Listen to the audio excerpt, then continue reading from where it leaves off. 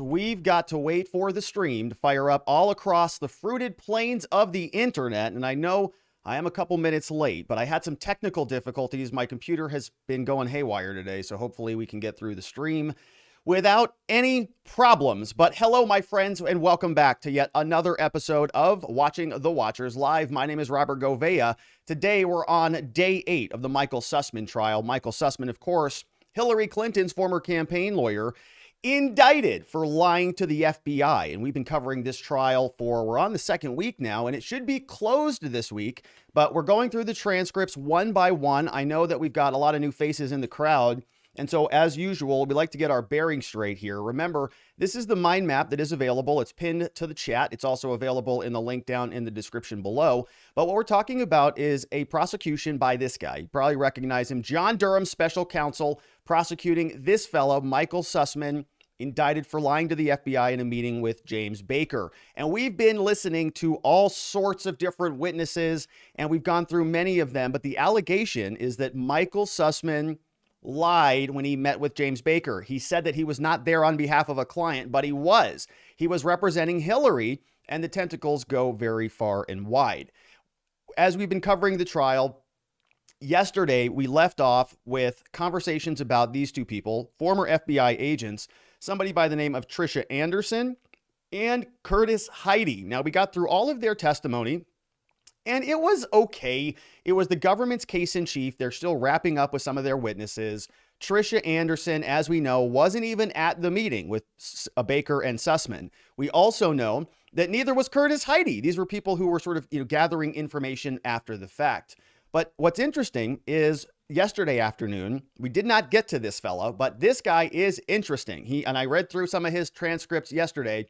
He's a lot of fun. He's Jared Novick. He was the CEO of a company called BitVoyant, and he was sort of getting the orders from Rodney Jaffe, which was tech executive number 1 in the indictment, one of the real masterminds behind this whole entire scheme. And remember, they were creating a dossier, these fake white papers, to try to proffer forward the hoax that Donald Trump was colluding with Russia through a bank called Alpha Bank. Of course, none of that was true. They were creating this narrative out of thin air in order to win an election. And they put all this stuff out late September 2016. Of course, we know October, November, that's the election.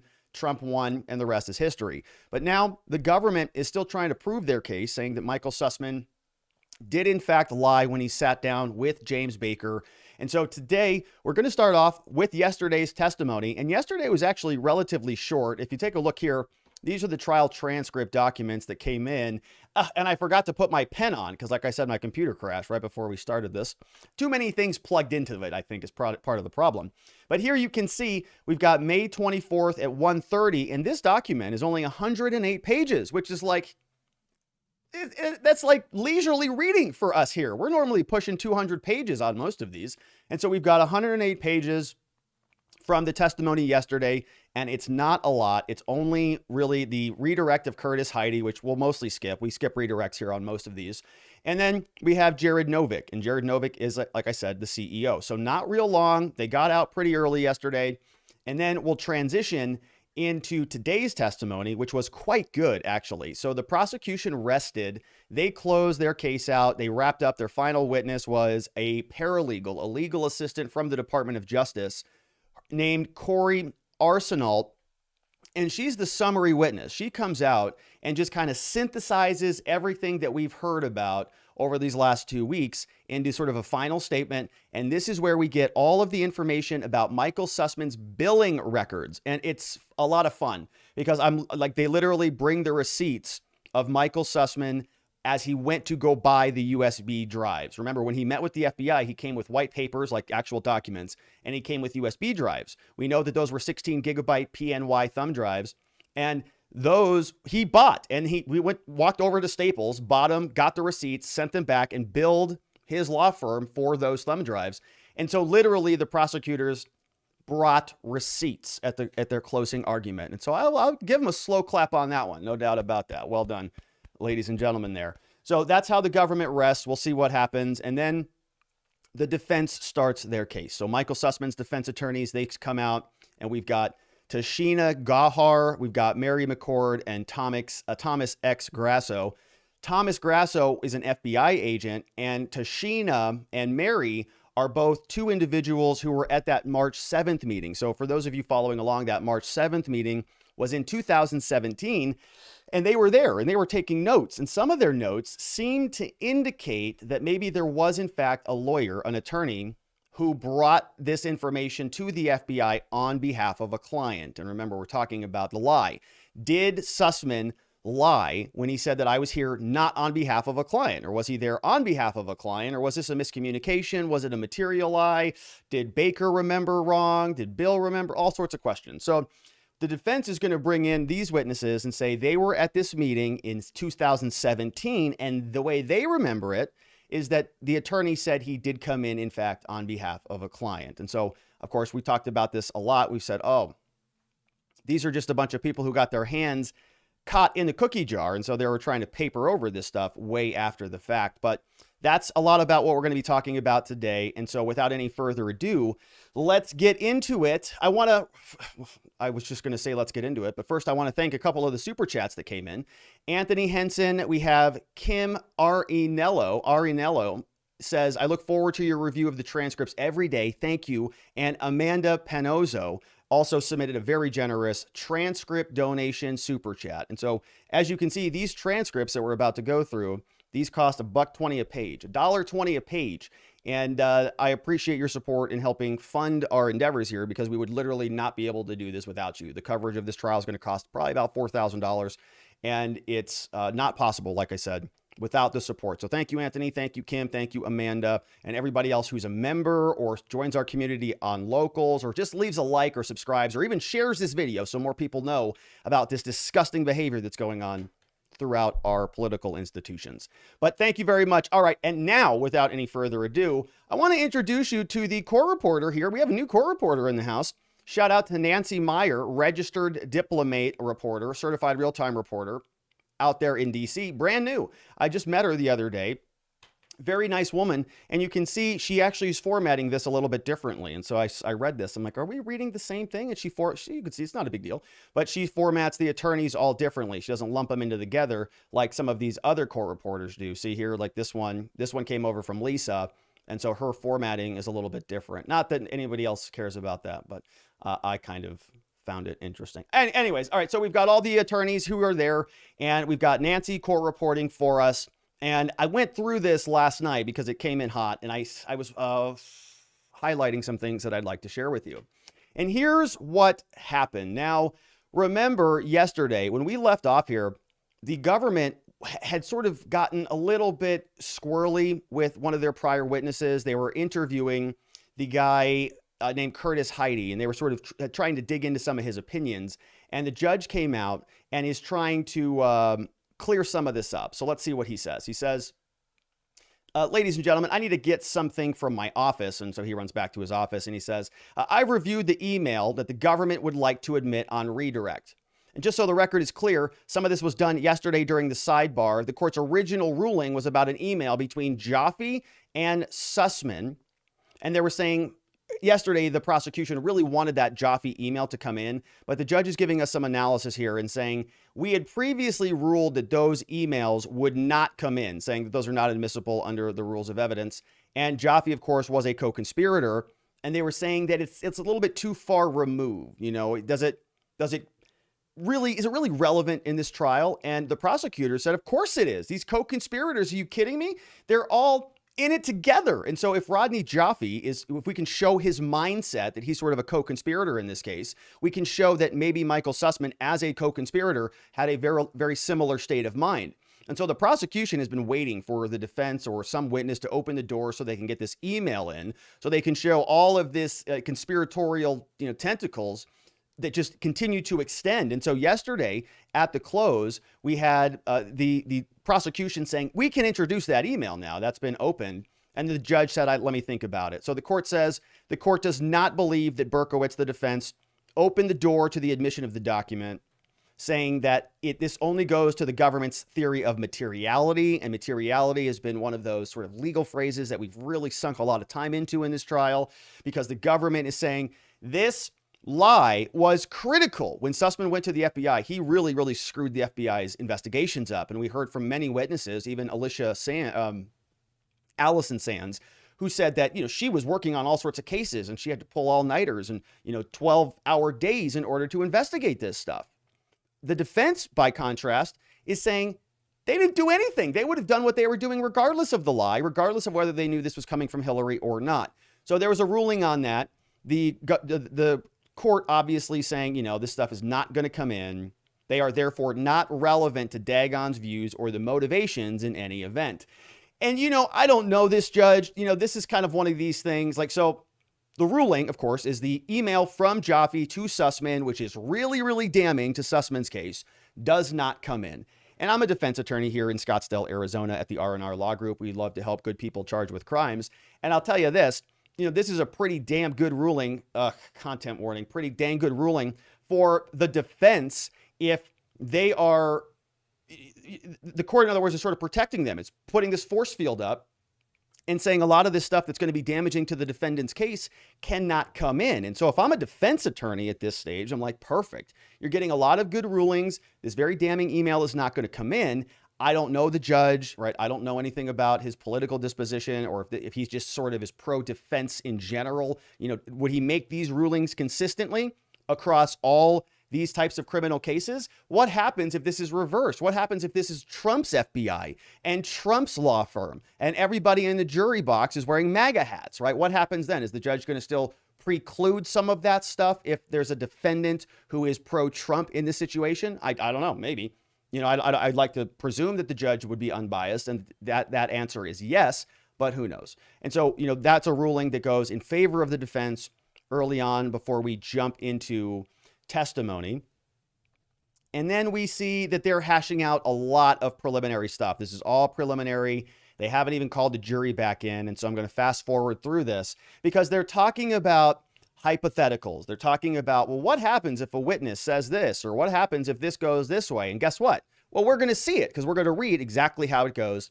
And so we don't really need to spend a lot of time on the hypotheticals because we're going to see what actually happens. So we'll fast forward through all of that. And then finally, as you can see, we get to page 17 now. And finally, they're like, all right, bring the jury back. Yesterday, everybody had gone to a nice lunch. Court says we're ready to roll. So we get a brief redirect exam from Agent Heide. And I think I highlighted something here that was relatively interesting. He says yes. Okay, so remember, this was FBI agent Curtis Heide. They left off with him before lunchtime and they came back here and they say, all right, FBI agent, you remember back during cross-examination that the defense attorney asked you some questions about the white paper. Remember those? He says, well, sort of. About the white paper, he says, yeah. He says, you were asked about the source of the white paper, right? Yeah. And you testified that there was an anonymous source, right? Yeah. And ultimately, you were never able to interview that source, correct? Correct. Were you aware that the anonymous source of the information had other sources that provided him information about the white paper? He says, I was not. So the jury heard information about an individual, they asked this FBI agent, somebody named Rodney Jaffe. Do you know who Rodney Jaffe is, Agent Heide? I do not. And the prosecutor says, all right, well, I want to ask you this. Would it be important for you to know that in drafting a white paper that, and this is an interesting question, that a non-expert would be fooled by that information? Would that be important to you? Okay, it's kind of a weird question. Would it be important for you to know that in drafting a white paper that a non-expert would be fooled by that information? And he says that a non-expert would be fooled by that information. He has to think about it too. Yes, that would be important, right? Because that's what a white paper is supposed to do. If you're drafting it in order to, be something technical, a non-expert could be fooled by that because they're not an expert. What do they know? It's just a white paper. And he says, would it be important to know that a non-expert would be fooled? Like is that a key indicia of something that would be valuable to the FBI? He says, yeah, that would be important, of course. And he says, all right, perfect. Well, then I'd like to introduce you to this email. And this email, who does this come from? He says, it looks like it comes from Rodney Jaffe. And what's the subject of this email, sir? He says, that's the white paper. And they introduce this, and he says, the subject is from Rodney Jaffe to, we have a new name here. We have somebody else who had just come in. We have Manos Antonokakis. You know who that is? He says, yeah. Do you know who that is? He says, I do not. How about David Dagon? Do you know David Dagon? You know his name? He says, yeah. Do you know who that is? He says, I see it. Do you know who it is? No. And he says, wait, yes, I do actually. He says, sorry, I never met David Dagon, but I do know that he was the information that the source came forward and said he was potentially the author of the white paper. Then we start talking about that's from a confidential human source that your team contacted, right? Yeah, and they talk about April Lorenz and some other people who are DNS and security experts. We get a little bit of a redaction there. And then we talk more about the investigation. You recall the steps that you took in this investigation? Yeah. And you remember that at times you thought that this may have even been a debunked report. You recall that? Yeah. But you continued to investigate it, didn't you? Yeah. Why? Well, because headquarters, he says, told us that not investigating the matter was not an option. So wait a minute. So it sounds like there's a bunch of lower level FBI agents, special agents, not to be pejorative, but they're not senior brass up there on the 7th floor there. And so they're sitting there saying, this is all pretty much garbage. But why did you have to investigate it? Because headquarters told us that not investigating the matter was not an option. Who's in charge over there? Guess who it was for counterintelligence and most of these other places? People like Peter Strzok, Andy McCabe, James Comey, all the little Avenger crew there at the FBI. So the prosecutor asks, has anything happened since you came to that conclusion? He says, let me rephrase that. Has anything changed, he says, in your view, regarding the ultimate conclusion that the FBI had a part in this? He says that the allegations were unsubstantiated? No, nothing's changed. Always been unsubstantiated. Never thought it was. All right, he says nothing further, Your Honor. And they say, all right. And so that's the end of that witness. Now, they have a brief bench conference here on the side, and so we fast forward through some of these redacted pages that we pay $1.24 and can't read. But you see, they wrap that up. They come back out, and they say the government calls Jared Novick. And guess who calls this person? Mr. Al Gore does. And that is double duty. Al Gore just did the prior witness as well. And so he says, the court says, my goodness, you're doing 2 witnesses back to back, double duty. He says, yeah, I am. Don't worry about it, Judge. I got it handled. So the court says, all right, step right up, sir. How are you? Witness. And I said, this guy's pretty interesting. He's got a personality to him. So we've got Jared Novick. Jared Novick is this guy. Jared Novick is, I don't think I put that full photograph up. Well, let me see if I can pull it right up right now. Jared Novick is like, he's got like an astronaut photograph of him. And let's see if I can find it quickly here. Yeah, Jared Novick, BitVoyant CEO. This came over from PR Newswire. You can see this photograph of him here. He's like a, I don't know. I think, is that an astronaut? I don't know what that is. But this is Jared Novick. And this came over from PR Newswire. It says Jared Novick named CEO, University of Florida, outstanding young. I don't know. My Air Force familiarity is not all that hot, but that's who we're talking about now. And so Jared Novick is now testifying in court. And so he says, I'm great. I'm doing, how are you, Judge? They start kind of goofing off a little bit. So the court says, all right, we're going to have some tricky lines of questioning on this witness. If there are any areas that we haven't explicitly ruled on, he says, just take it slow. The judge is sort of communicating to everybody, take it slow, lodge your objection, and then I'll issue a ruling on it. Okay. And the prosecutor says, okay, I understand. So, sir, Jared, can you come in here and please come up to the witness bench? Can you tell us what's your name? He spells it. Jared Evans Novick. Mr. Novick, can you tell us about your educational background? He says, sure.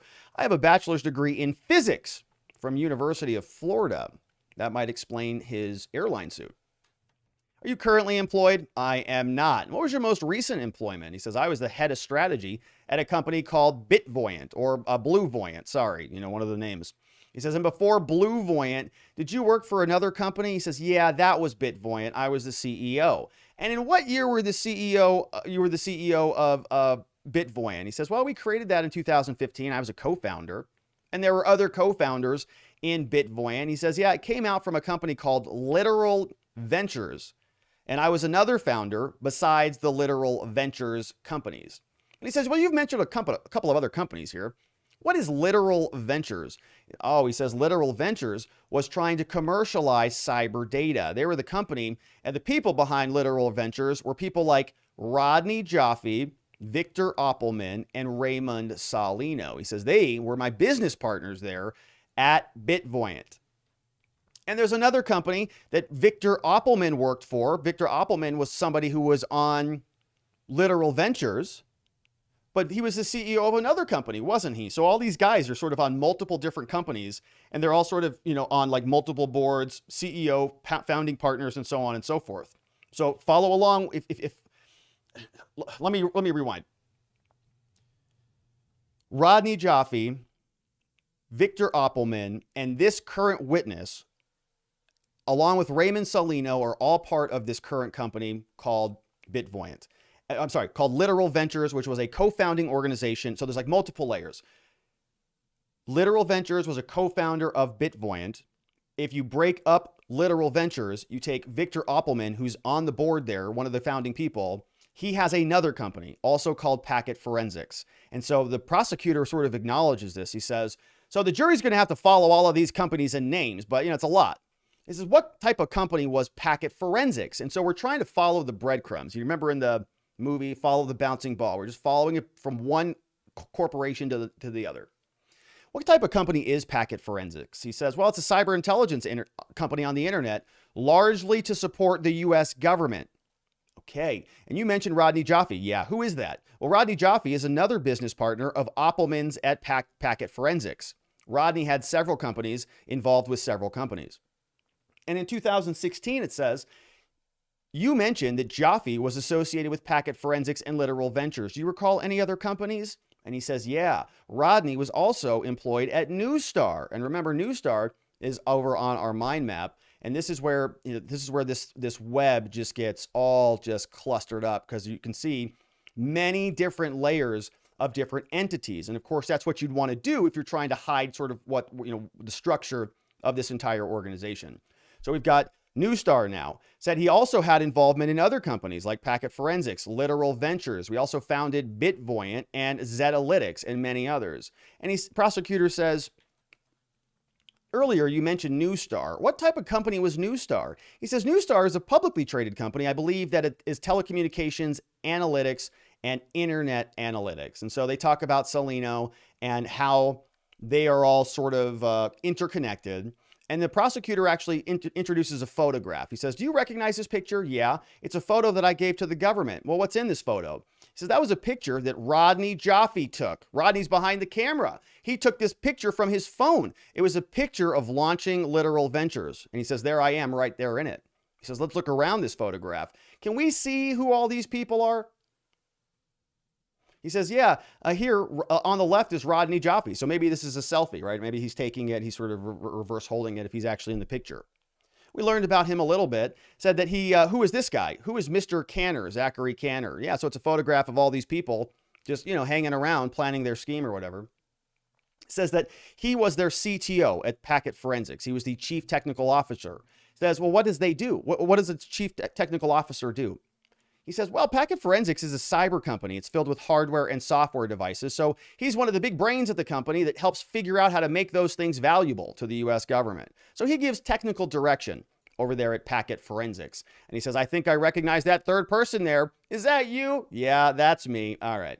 So the court reporter writes all that down, and we continue on. Prosecutor talks about some of the people involved in all of these different organizations, and then says, all right, look, let's go back to your company, BitVoyant. Can you tell us, what was BitVoyant doing in 2016, the time of this incident? He says, well, it was a cybersecurity company focused on selling services to the private sector exclusively. No government work whatsoever. We were doing cyber risk data for companies. That's BitVoyant. And he says, it'd probably be helpful if I could explain how all this works. And I don't know if I highlighted this, but essentially, I may have highlighted it, but let me just reference this in case I didn't. But he's saying that essentially all these people worked on companies that had interfaces with the United States government. So they would go out there, provide all this data to the government. They would develop this technology that was very useful for solving this problem. And then they would say to themselves, hey, this is very valuable. Why are we only selling this to governments? Why don't we turn around and sell this to the private sector? And so all of these different companies would then spin off of these government contracts, and they would start to say, well, we're going to, like you said here, Bitvoyant, no government work whatsoever. We're only going to do cyber risk for companies. But all of these are sort of on the backbone of a skeletal structure that started with a relationship between these companies and the governments. And so he explains some of the relationship, and he says, you mentioned that Bitvoyant, the company that you were on, received data from Packet Forensics. So that other company, is that right? Yeah. And generally speaking, what types of data did you get from Packet Forensics? He says that's going to be called DNS data, along with other types of data, but largely it's going to be DNS. He says, you understand DNS now? He says, yeah, I do. I had to get pretty smart on that. And he says, well, what is DNS data? He says it stands for Domain Name Service. And I think that's actually wrong. I think the defense calls him out on that on the cross-examination. But he explains it, and he says, it's like the yellow pages of the internet. You know, if you go to your phone, you type in google.com, the computer has to translate that and then get it over to Google for you. He says, do you have anything under awareness of how Packet Forensics collected that data? Yeah, many different ways. They would observe internet traffic data, and they would only use that for commercial purposes, right? Yes, of course, that's right. Now that we know that, I want to turn your attention back to 2016. Tell me about the leadership structure over there. He says, well, we were just a small company figuring out our way. I was the CEO, but I felt weird even using the name CEO. And beneath me, I worked with researchers and analysts who were very good with this data in analyzing and putting reports together, and then doing that in support of the private sector. He says, how many people worked underneath you? I ballpark 10 or so. And so as CEO, he says, who did you report to, sir? You're the CEO of the company. Who did you report over to? He says, I reported to Literal Ventures and the board. And on the board were people like Rodney Jaffe. Oh, they had the majority ownership of the company, and I had a small part of Bitvoyant. So it's almost like you just set up a company and just put sort of a fall guy at the top over there, right? He says, can you explain the relationship that you had with each of those individuals? Yeah, I said, I was friends with Victor Opelman. Victor wanted to commercialize data out of Packet Forensics. He thought there was a private sector opportunity to do so. And I said, sure, I can start a company with you. Okay, so he has this government company, and he says, well, why don't we just kind of use this same stuff? And this guy kind of feels like he might be a good CEO of a company, whatever. And so we'll just start Bitvoyant with you, and we'll take my technology and apply it to the private sector. He says, but in order to start the company, he told me I had to meet with his business partners, and other business partners were Rodney Jaffe and Raymond Salino. And only until after I met them and they were all comfortable with me could I then be the CEO of the company. And then he asks, tell me about your relationship with Jaffe and your role as CEO. What'd you guys do? He says, well, it was pretty infrequent. It was professional. It was during board meetings. He'd ask, hard, correct questions about the company's performance. So did Jaffe ever give you any tasks back in 2016? He did. And generally speaking, what types of tasks would Jaffe give you as the CEO of Bitvoyant? He says, generally, he'd ask us to be proactive and look at a company and understand if they were vulnerable to cyber attacks. And so generally tasking, he'd say, maybe once every 2 months, once every 3 months, it would say some proactive assessment on some private sector company to assess their vulnerabilities. And he says, that's what we did. Okay, so he says, with all of that in mind, that's the type of work you normally do. Did there come a time in the summer of 2016 that Jaffe sent over a tasking your direction? He says, yeah, there was actually. And can you describe to the jury what that tasking involved? He says, yeah, in August of 2016, Jaffe called me asking to look at research and data related to Donald Trump and Russia and Donald Trump. Prosecutor says, was this type of tasking common or uncommon for you over there at Bitvoyant? He says it was extremely uncommon. It was unique. We never did any tasking like this before. Okay. And can you explain to the jury why it was unique? He says, well, it was about an individual. I mean, we're a private company trying to help other private companies defend themselves. This was a tasking about an individual or a group of individuals that was on the board. And it was in August of 2016. Based on that individual, Donald Trump as a presidential candidate, he says, it felt very political. So the whole thing to me felt like opposition research. Prosecutor's just salivating right now. I was like, perfect. Okay, and you mentioned, so if you could just explain, what about the tasking did you think was political? He says, well, Rodney tasked me and I received a PDF document. And in that PDF document, there were, a handful of 5, 7 names of individuals, their home addresses, if they had a spouse, their spouse name, and companies related to their spouse, their personal email addresses. So everything about the document, he says, it was very personal. It was, prosecutor cuts him off, says, I'm going to show you what's been marked as government's exhibit, and the judge cuts him off. Says, counsel, hold on a minute. Can we do a sidebar? So they get off the record, or they're on the record, but outside of the ear of the jury. The court chimes in here and says, wait a minute, we're talking about this document that has everybody's name and personally identifying information on there. Sounds like it's sort of like a hit list. It's like probably, Donald Trump and some of his, seconds in command, his chief of whatever, all on this list and saying, go investigate these people. And so you've got this guy who's just sitting here, he works over at Bitvoyant, a small company that's sort of a subsidiary of all of these other giant companies. His bosses are barking orders at him. And Jared's just sitting here like, I guess we should be doing this in the middle of an election season.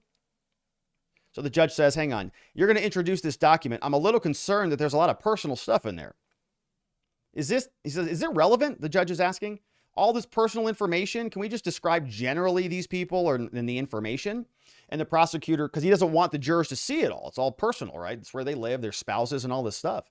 And the prosecutor says, Your Honor, we want to show the individuals, that it was a list of individuals tied to this. It was related to opposition research. And the court said, well, and he mentioned one was related to Alpha Bank. He says, isn't this a little tangential? Like, it's like the Alpha Bank. It's like it's too far removed. We're talking about Alpha Bank now. Remember, this trial is about Michael Sussmann lying to the FBI. About representing a client, okay? Not about what's in the actual white paper. That's not what's on trial here. It's about whether he was representing a client. And so the judge for a large part of this trial has been saying, you can't go way too far outside of those boundaries. That's crazy. And he says, isn't this a little bit tangential? And the prosecutor says, I don't believe so, Your Honor. This was tasking.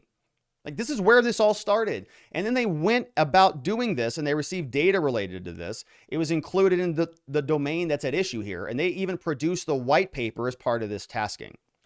So the defense attorney is like, I better step in here and do something about this. Says, Judge, if I could add, this was a concern. Richard Burt is the only one associated with Alpha Bank. And prosecutor says, yeah, well, so is Carter Page and so is Sergey Milan. Defense says, but I would make a proffer here that he doesn't know, that those names haven't been mentioned here. The relevance is that Jaffe was collecting and gathering information that ultimately ended up in the white paper. This isn't, he says, I think it's prejudicial, and it's one of the concerns that we had when we objected to the document. Says the document is not tied to anybody. There's not an email. The witness for the first time is saying he actually hasn't even said he received it from Jaffe. He said he received a PDF. So to the extent of the scope of the document, and the court reporter's like, hey, Berkowitz, I can't hear what you're saying. Can you speak up, please? He's like, sorry, Nancy. The extent of the scope of the gathering of the data, he says, seems to be coming far afield. So the court, again, finds in favor of the defense. That's 2 here. Says, all right, well, I'm going to exclude it under Rule 403, which means it's more prejudicial than it is probative, right? That's a sort of a catch-all rule.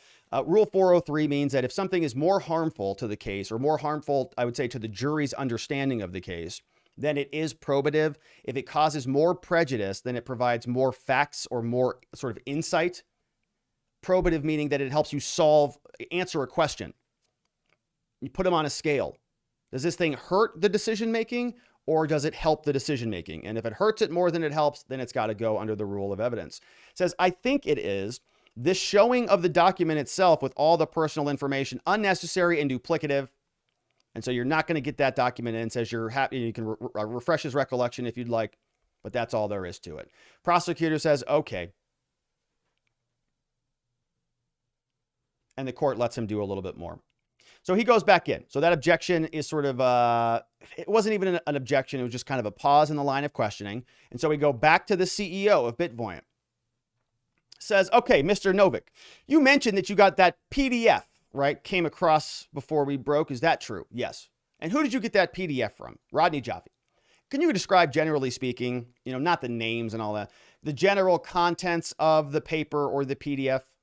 He says, well, it was very nondescript PDF, no images, all text. There were names of individuals that were bold, a sentence or two on the individual, maybe some other activity, business relationships, and a lot of email addresses. Names of some Russian companies, Russian affiliations, some names that seemed to be foreign to me, and some names that I recognized at the time that were in the news. He says, so immediately I knew it was a political request. And because this prosecutor is sort of walking on thin ice here a little bit, he says, and within some of the names, do you recognize the name Carter Page? He says, I do now.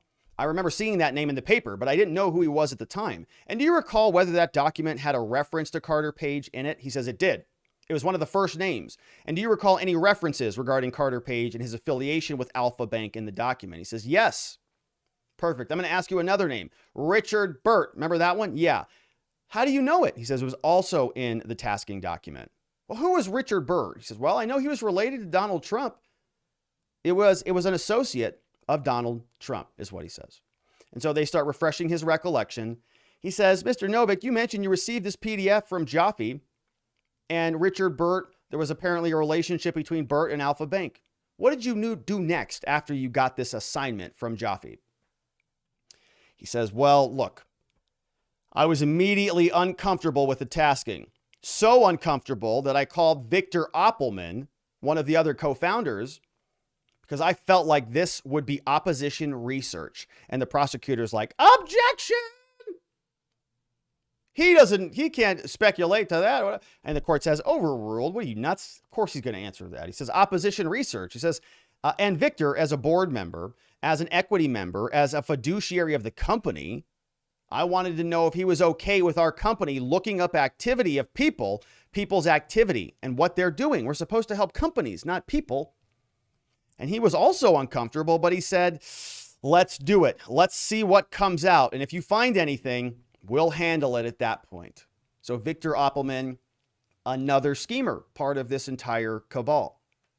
So we have now the CEO says, so at that point, I reluctantly moved forward with the tasking, but I was extremely uncomfortable.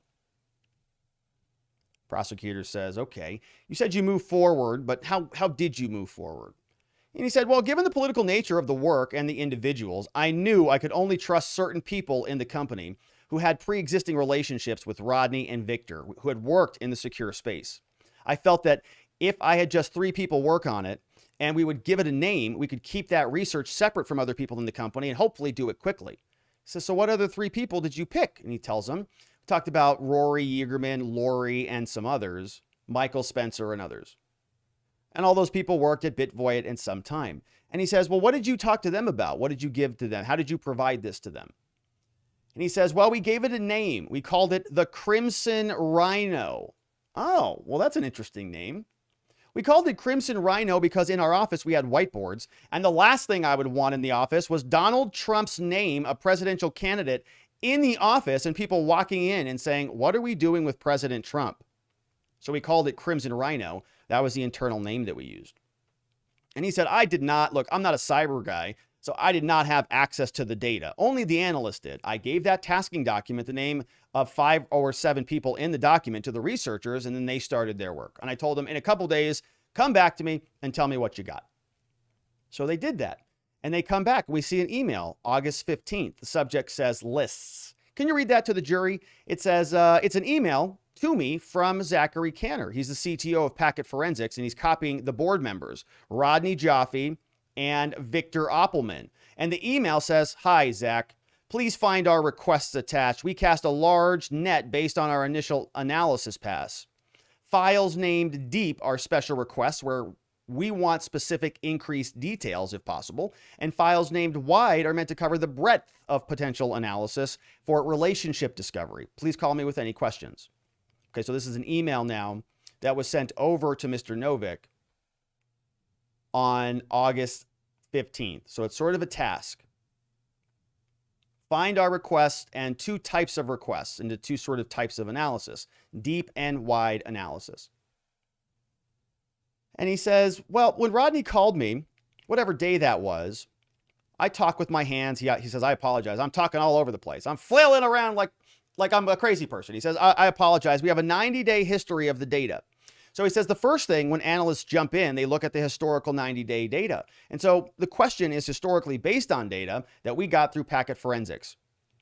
We called this the Crimson Rhino. This email is about, well, since we're still collecting data every day, every second, how we can change the way we collect the data so we can get better data, if any, on things related to this individual. Number one is saying, go deep, go as detailed as possible based on this PDF. And number two is saying, go wide. Based on our initial pass, we want you to not look through a soda straw, but everywhere for anything that's related to this. So cast a deep sort of focus, and then also cast a very, very wide net. They talk about some of these emails and what is attached. They talk through, the same email server that we've seen basically from every witness, mail.trumpemail.com, turning to another couple pages and additional documents. And they're saying, why would you have been sending this type of information? He says, I sent it on behalf of our analysts. I was a broker between these two parts, right? So basically this guy exactly right. He's like a general contractor. He is like a data broker.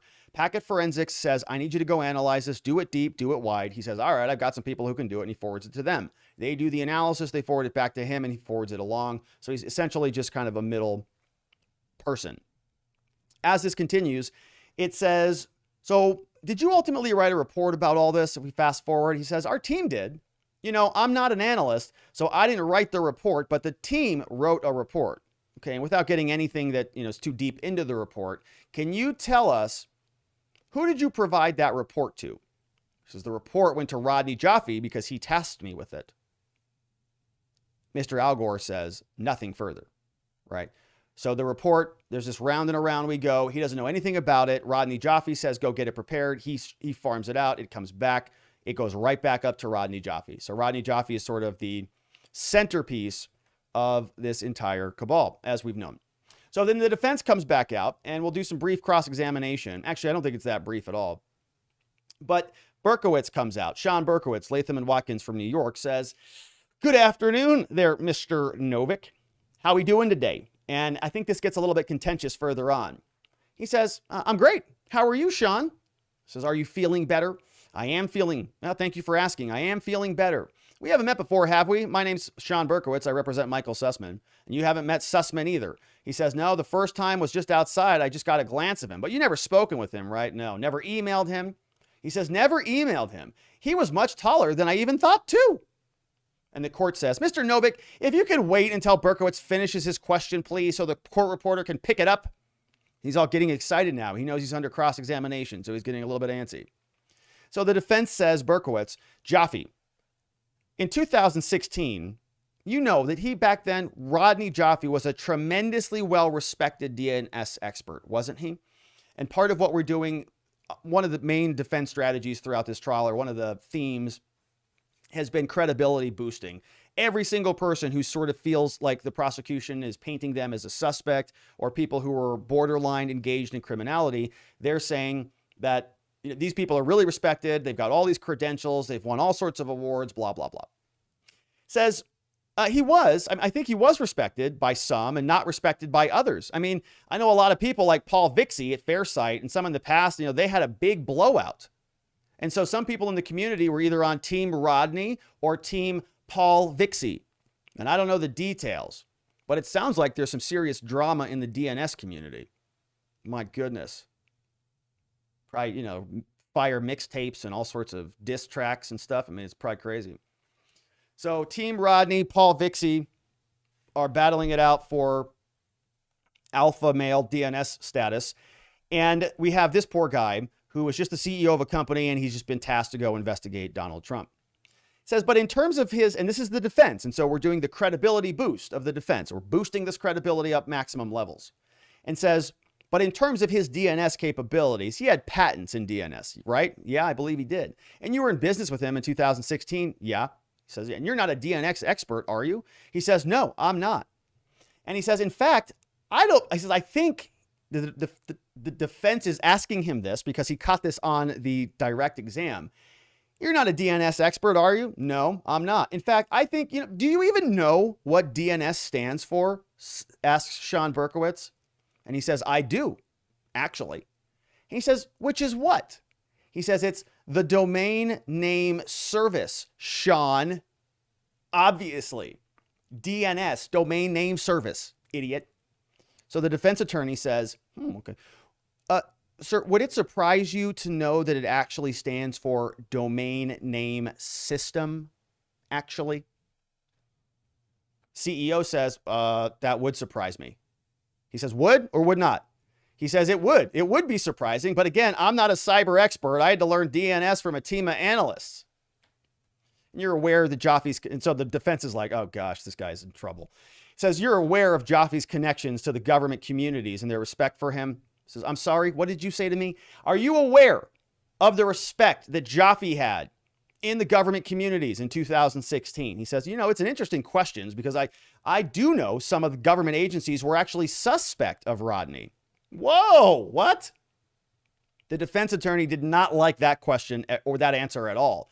And so he says, are you aware that he was a confidential human source for the FBI? I did not know that at the time, but more recently, at the time, I did not know that, he says. Are you aware his company was receiving tens of millions of dollars in payments from government agencies for DNS data that was supplied to them? He says, is that Neustar? He says, anything related to Mr. Joffe. He said, well, he was not open with any money, any amounts of money, so I would not be able to guess how much money he was making. And the defense attorney says, you don't like Mr. Joffe much, do you, sir?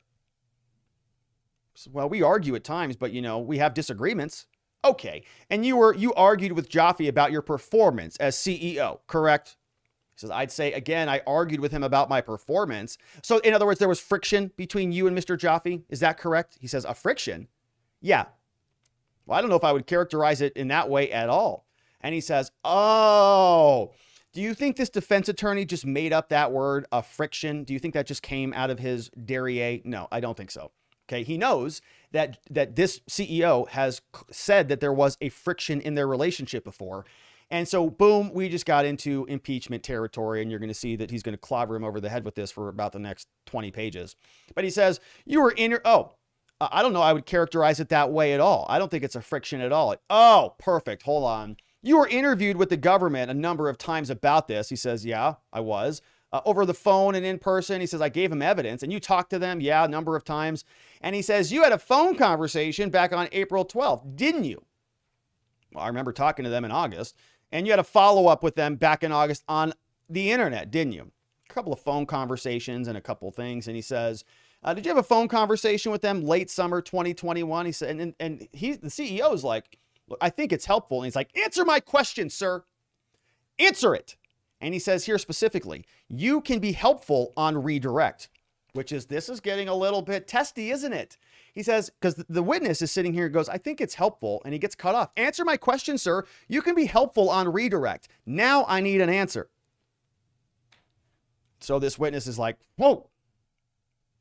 Okay, it says, okay, I know, but I was at home and I was served with a subpoena. My son opened the door and he was surprised to see a man with a gun subpoenaing me, and I had no idea what anything was about. Now watch what happens here. So this defense attorney is watching this witness put himself into sort of this victim status, this victim box, right? And he's going to get mocked for it pretty badly. We'll watch what he does.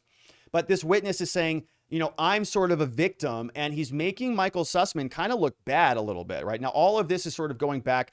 I don't know how this witness is composing himself in court, but if he looks like the guy that I just showed you earlier, the guy in the, I forget what I did with that. I think I X'd it out.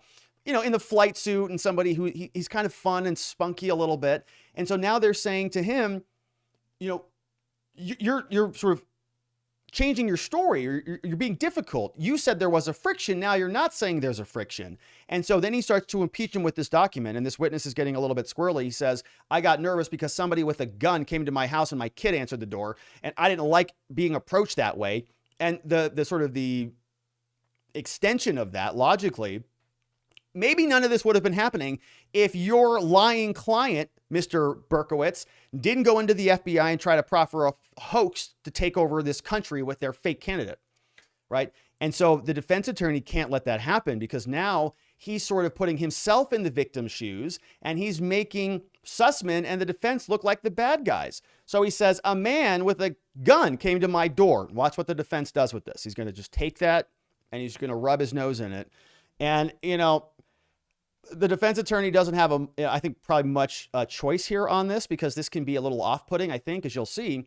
But this is to make fun of that statement. It's to sort of make it seem like it's ridiculous. So watch what he does here.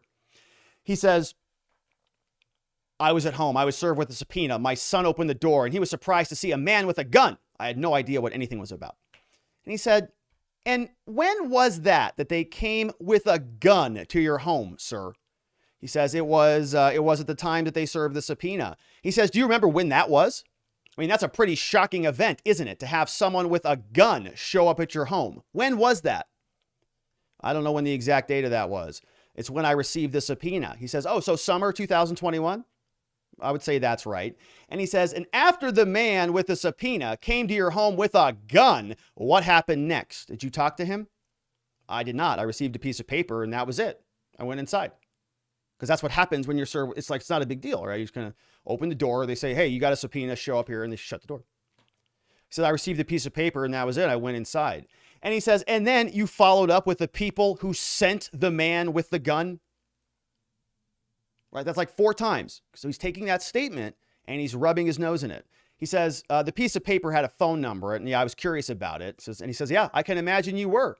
And this witness says, yeah, I was. Yeah. And when you called the people, did you ask them about it? He says, it took a while. But since the time that the man with the gun came to visit you, sir, right? You see what he's doing? Really rubbing his nose in it.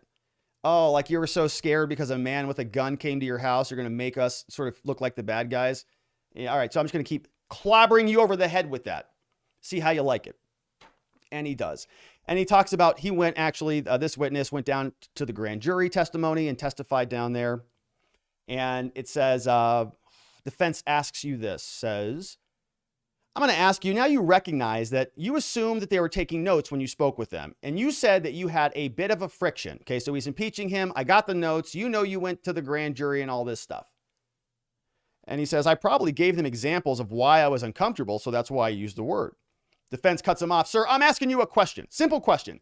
Did you tell them that there was a bit of a friction between you and Jaffe? Yeah, I think you're asking me about a specific word, and I cannot tell you with any certainty that I used the word. So then he says, well, you want to see a report of the interview? Fair to say that if the government feels it's important, they can get into it. And you said that you had a, quote, difficult relationship. Is that true? He said, I had a challenging time with Rodney. That's correct. And that's because he thought you could do a better job as a CEO. Well, if he told me that if I don't do certain things, I could find a new job.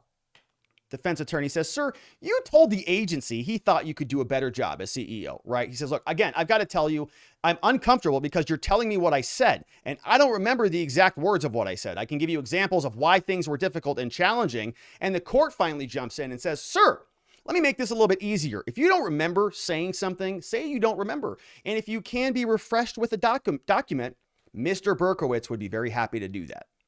So the witness, now CEO, says, okay, yeah, that's helpful for me because it would be helpful if you can give me the document because now I don't recall.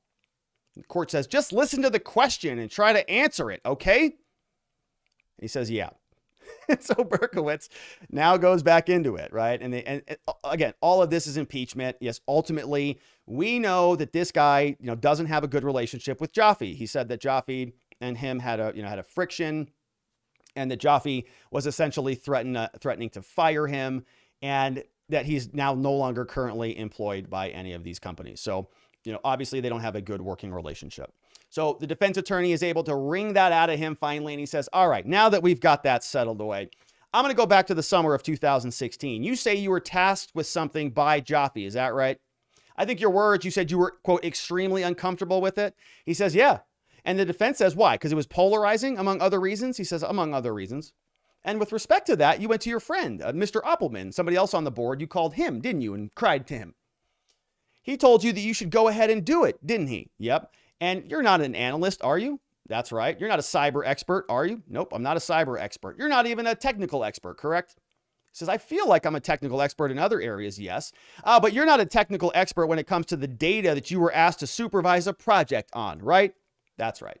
And you don't believe you're qualified to comment on the nature or the content of the data. True? Says, I do believe I'm qualified. I think you can be qualified but not be a technical expert.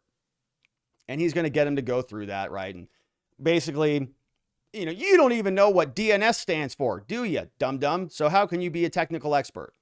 You didn't write this report either. No, I did not author the report. And you relayed it ultimately to Jaffe after the researchers gave it to you. So you're just kind of like a middleman. Jaffe was involved in another of other companies, wasn't he? Yeah. And we talked about many of them.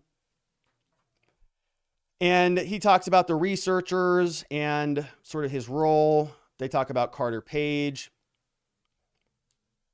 And we fast forward a little bit, talking about the PDF that came in, or the tasking document. He says, sir, you did not get that document from Jaffe. The tasking document? Yeah, I did get that from Jaffe.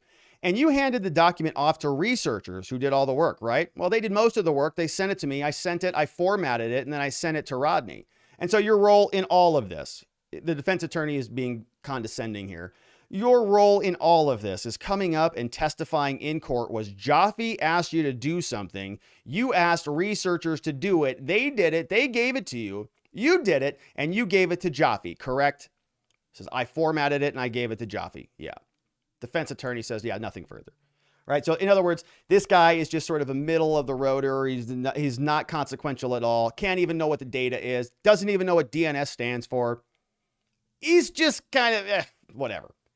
And he's just kind of a big baby, too, because a man with a gun came to his house with a subpoena. He couldn't take it. And so the defense kind of was getting into it with him and kind of beat him up more than he has with some of these other witnesses. And that's pretty interesting. Now, we go back and we see that we get some brief redirect. Normally I skip these, but I think we had a little bit of a sidebar here, which was interesting, I think. Let me see what we have here.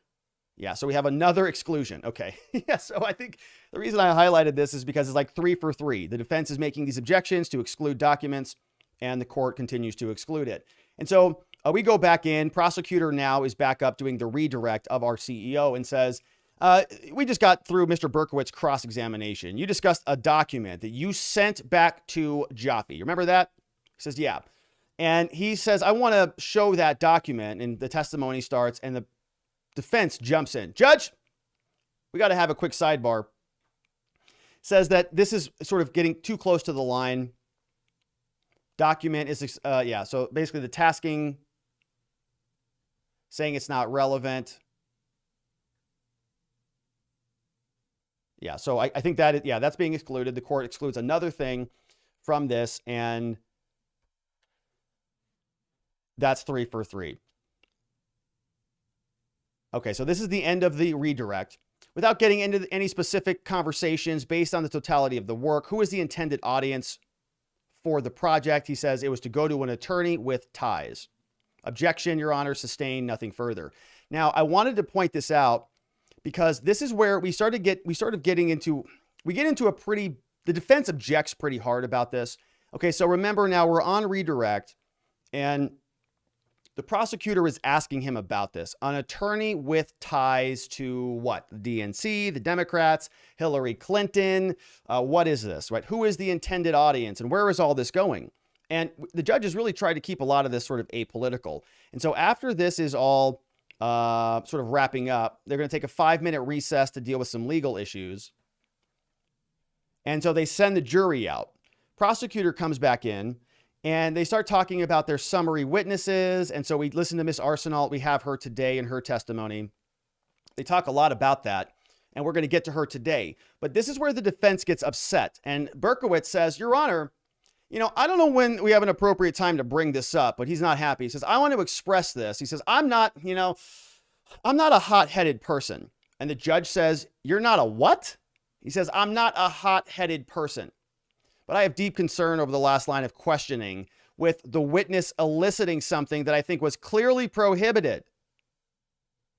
It's consistent with our line of questioning about Mark Elias saying that tweet needed to be excluded, right? All this political stuff, ties to the DNC, ties to Hillary, the grand conspiracy. You can't talk about this in this trial. And he said, and the defense attorney is saying, look, I don't want to apportion bad faith, meaning I don't want to call out the prosecutors on this. And I'm not asking you to do that at this point, but I just, I'm really concerned about the number of those issues that have come in and the prejudice to Mr. Sussmann, because we are talking about some political things here. He says, I don't know how best to deal with it, Judge, but I want to raise that to your attention. Judge says, okay, well, let's deal with the summary issue first, and we deal with the summary issue, and we're going to listen to her next. And then they talk about scheduling purposes and moving things around. We have closing arguments. Oh, yeah. Okay, so we're about done here, but I just wanted to point this out. So it looks like closing arguments are going to be 2 hours total. So that's going to be about 9 to 1 or 2 on Friday. We'll get closing arguments. So an hour and a half and then 30-minute rebuttal. So an hour and a, yeah. Okay, so that was the end of that. Now, I wanted to just put a pin on that last issue that we talked about. So the defense is making a big complaint. They're very upset about what the prosecutor was doing with the line of questioning, making a lot of this political. And so they wrap up the rest of the testimony. I think that's the conclusion for the day yesterday. We're adjourned. See you in the morning. And they actually closed out pretty early yesterday. That was at 3:42 p.m. And then they go home. They get rested up. And then we come back on May 25th. It's 9:12 in the morning. We're back for a morning session. But before we dive in, it's time for a water break. So cheers while we eliminate our parched mouths. Cheers.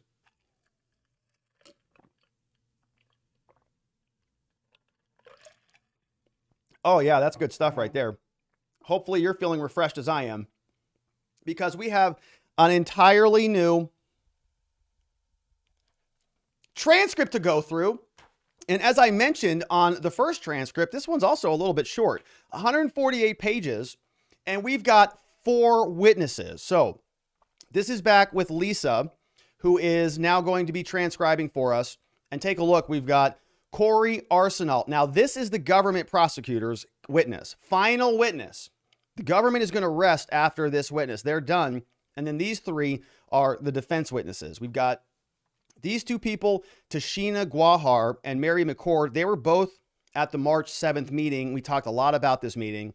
Basically, they're talking about these notes that came out of that follow-up meeting after Donald Trump won the presidency. And so we're going to listen to 2 of those witnesses. And then the following witness is Thomas X. Grasso. And we sort of wrap up with him in the morning. And he's another FBI agent that they'll finish off tomorrow.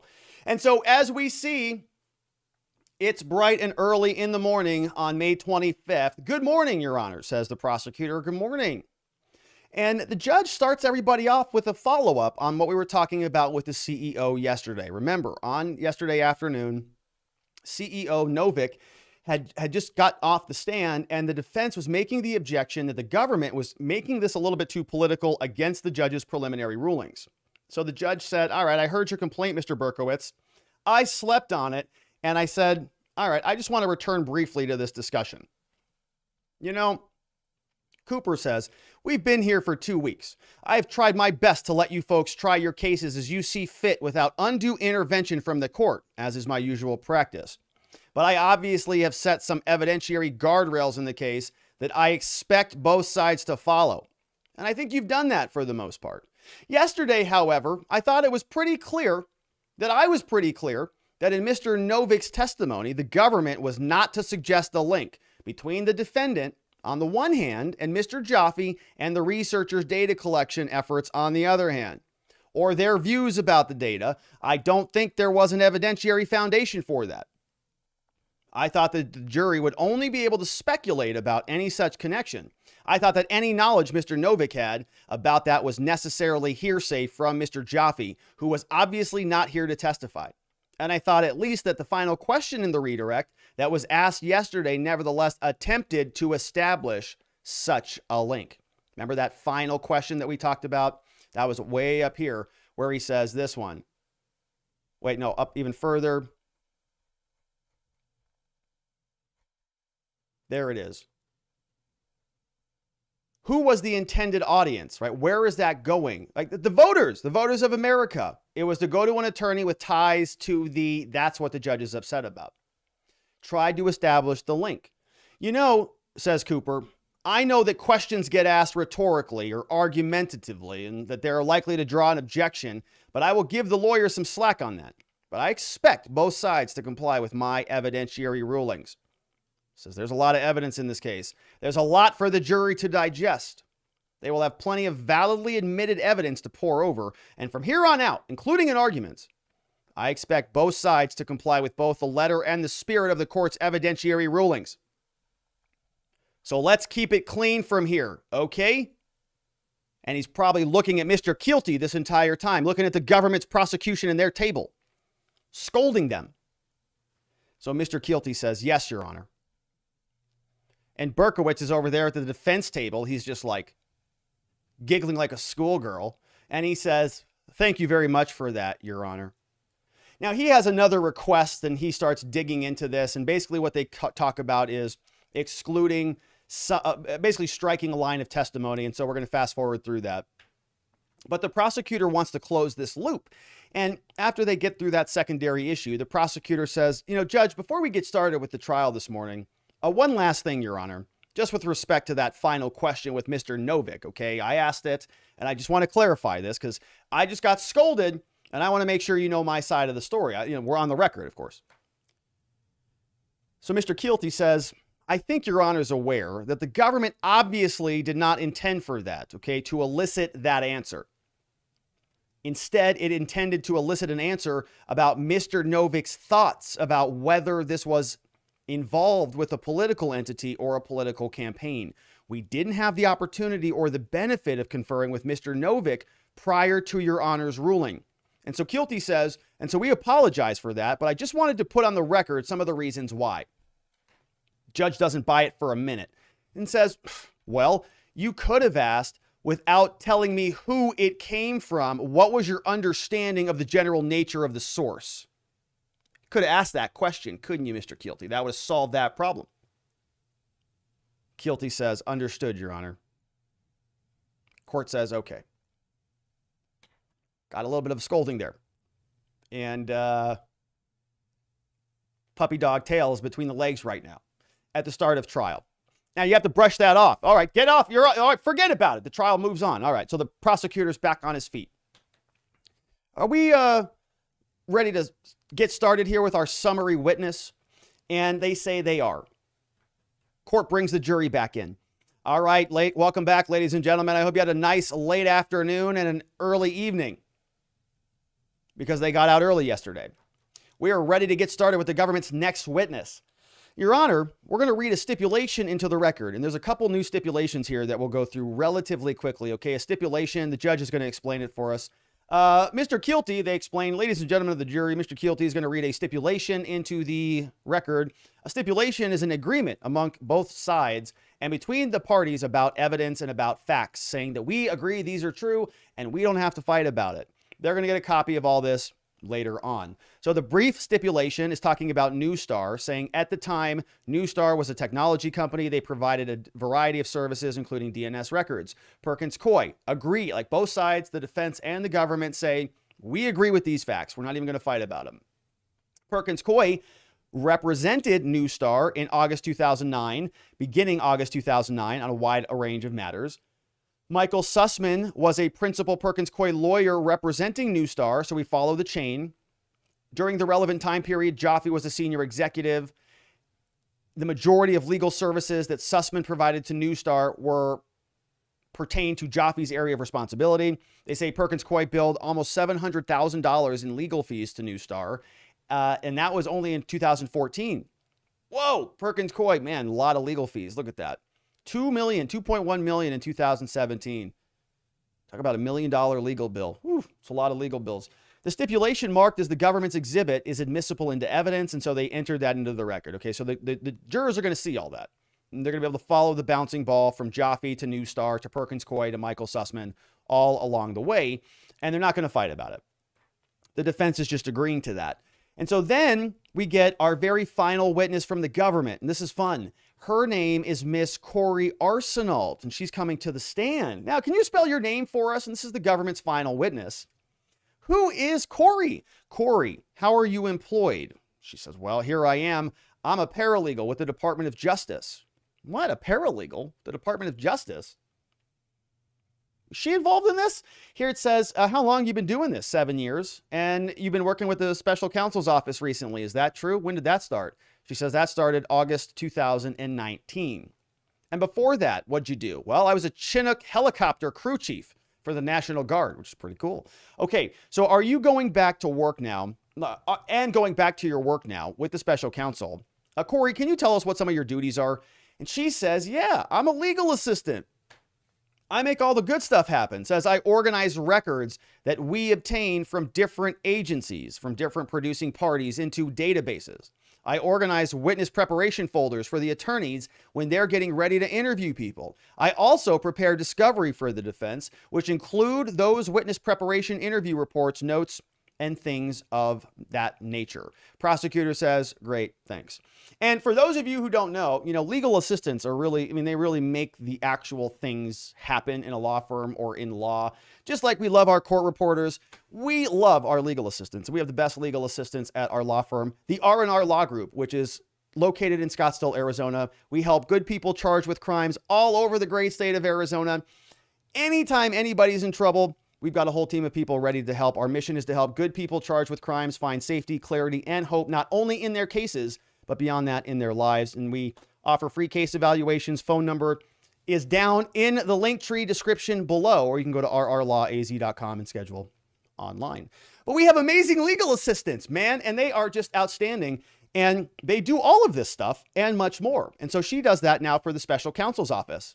In your work at the special counsel's office, are you aware of whether the government has issued any subpoenas in this case? She says, yeah, we have. We issued a boatload of them. And were those grand jury subpoenas? And she says, yeah, grand jury subpoenas, trial subpoenas, you name it, we did it. And are you familiar with some of the entities that the government has subpoenaed in this matter? She says, yes. What are some of those entities? Where did you go get these records from? She says, oh, all over the place. We got Perkins Coie here, Fusion GPS, AT&T, Verizon, FBI, among many others. All right, Kori. And what's your role as a paralegal? You've been asked to collect and organize all this stuff? And she says, yeah. And generally, what types of documents in the subpoena returns were received by the general counsel? So once you sent these subpoenas out, what came in for you? And I suppose I should have backed up here. Kori Arsenault is what we call a summary witness. Okay, so she's going to take all of these little things like phone records here. You see here, calendar entries, things of that nature, billing records, emails, texts, all of it. All of these records, and she's going to synthesize it all up into some charts for us rather than sort of going through this and submitting every single document one at a time, one after the other. She's going to synthesize it and say, if you want to look into these documents further, you can. But what I'm telling you is true, right? I'm testifying that all this is as it sounds. And so she's our summary witness, going to summarize all this up for us. So she does all that. Prosecutor says, may I approach Miss Arsenault? I've handed you a series of documents and exhibits. A lot of stuff here. Take a look at these with 553.2, 0.9, 0.10, 0.11, all the way through 0.27, finally 0.30. That's a lot of stuff. Miss Arsenault, what are those documents that you're looking at there right now in front of you? She says, these are billing records that we got from Perkins Coie. And this, my friends, is some of the sweet stuff. We've been waiting for this. This is the final shot, right? This is threading the needle. This is like when you're building a puzzle. This is that final piece that goes right in there and you go, blah, finished the puzzle. Amazing. Didn't lose any pieces. It all fits. This is it, right? We've been waiting for the billing records because this proves that Michael Sussmann, his mental state was to actually bill Hillary Clinton for this. If he actually sat down with James Baker and said to James Baker, I'm not here on behalf of a client, but all the paperwork that he brought, all the thumb drives that he bought, all of the time that he spent, if all of that was billed back to Hillary and sent through the law firm, then is he really coming there as a good citizen, as just sort of a good Samaritan, good-natured client? Or is this part of his work? It's part of what he does. Well, we're going to find out because Miss Arsenault has a boatload, a treasure trove of documents. And says, Miss Arsenault, to the best of your knowledge, are these things accurate? And she says, yeah. And they were obtained from Perkins? Yeah, they are. All right, and they look through them. How many documents do you have in front of you? She says about 20, but each of them consists of hundreds of pages. So there's a lot here. And it's correct to say that these are fairly voluminous. Isn't that right, Miss Arsenault? Yes. And how about this exhibit, 1704? She says, what is this? This is a summary chart. It's prepared to reflect various billing entries that are contained in these records. Okay, so it's a chart. It's got all sorts of different stuff on there. And does this accurately summarize some of the billing records contained in the government's documents? And she says, yeah, it does. It's a good summary of all of these various exhibits. And this one, 553.2, this is one of the billing records contained in these voluminous records. So you see what they're doing? It's sort of like a map. They're like, you're zoomed way out and you zoom in a little bit. So you zoom all the way out. What is this? We've got a huge bucket of all of this evidence. And you zoom in a little bit. And then we've got a chart and it's organized. And we have it summarized, and we zoom in a little bit further, and then we see the actual documents, or like we see the house now. We can see the backyard and the pool and the cars in the front yard and all of that stuff. This is one of the actual billing records contained in the voluminous records. All right. And so can you briefly describe some of this or how you got this? She says, sure. So what happened is I pulled the client, which in this case, the client here is Hillary for America, right? Because these are billing records coming over from Perkins Coie. Says the matter for that client, which is general political advice, the timekeeper, which in this case is Michael Sussmann, the date of the billing entry, which in this case is 7/31/16, the time billed, which is 0.4 hours, the description, which is communications with M. Elias regarding the server issue. Okay, so this is an email, or this is a billing record that was entered into sometime, it looks like in July, and so that's exactly what you see in there. It's sort of like an Excel file with the columns, and the rows are the different matters, and across the columns, you get the different data points. And so, Miss Arsenault, who asked you to prepare this chart that you've just assembled for us? And she says, John Durham and the special counsel team. And is it fair to say that some of the lawyers asked you to prepare this? Yeah. And how did you prepare this? Well, she says, they asked me to look for relevant dates in the investigation. So I looked at the dates. And just to be clear, did you pick those dates or did the special counsel? She says they did. They picked it for me. And turning to this chart, can you put it up on screen? Can you tell me what these columns say? And she says, yeah. Column here, this is billing. The next column is client assigned for the billing entry. The next column is the matter assigned. Then the timekeeper and the hours and so on. And so she describes what that big chart looks like. And they say, this is a billing entry from July 31st, right? Yeah. And she already detailed that one. Michael Sussmann billed that one. There's an additional billing record that now comes on September 6th. So remember our timeline here. Timeline super important. You go from, if we work our way backwards, the actual meeting between James Baker and Michael Sussmann was back on September 19th. And so we work backwards, right? They're sort of escalating this. They're going to have more and more meetings leading up to the final climactic meeting. It's like the third act. It's all coming together when Jim finally sits down with Sussmann. And so they say, there's another billing entry here on September 6th. That's just going to be a short 13 days before the meeting. And this billing entry, it's billed to the client. Oh, who is in this one? Hillary for America. And this one is for general political advice. Timekeeper here, Michael Sussmann. Hours billed, 4.4 hours. And the description for the billing entry is meeting with a consultant, Mark Elias. Revisions to the white paper. Oh, on September 6th, 13 days before, they meet to do revisions to the white paper. Okay, that's interesting. And a meeting with an expert, and a meeting with expert and a reporter, and a follow-up meeting with a reporter, and conversations with Mark Elias. 4.4 hours. That's a lot of work. White paper, experts, whoever these people are, meeting with experts and a reporter, New York Times, Lichtblau, follow-up meetings with other reporters, and then conversations with Mark, all billed directly to Hillary for America. We saw that. She is the client. Boom, right? There you go. Okay, so he's planning for it. And then they fast forward now. Ms. Arsenault, is there a billing entry for September 14th, 2016 in your chart?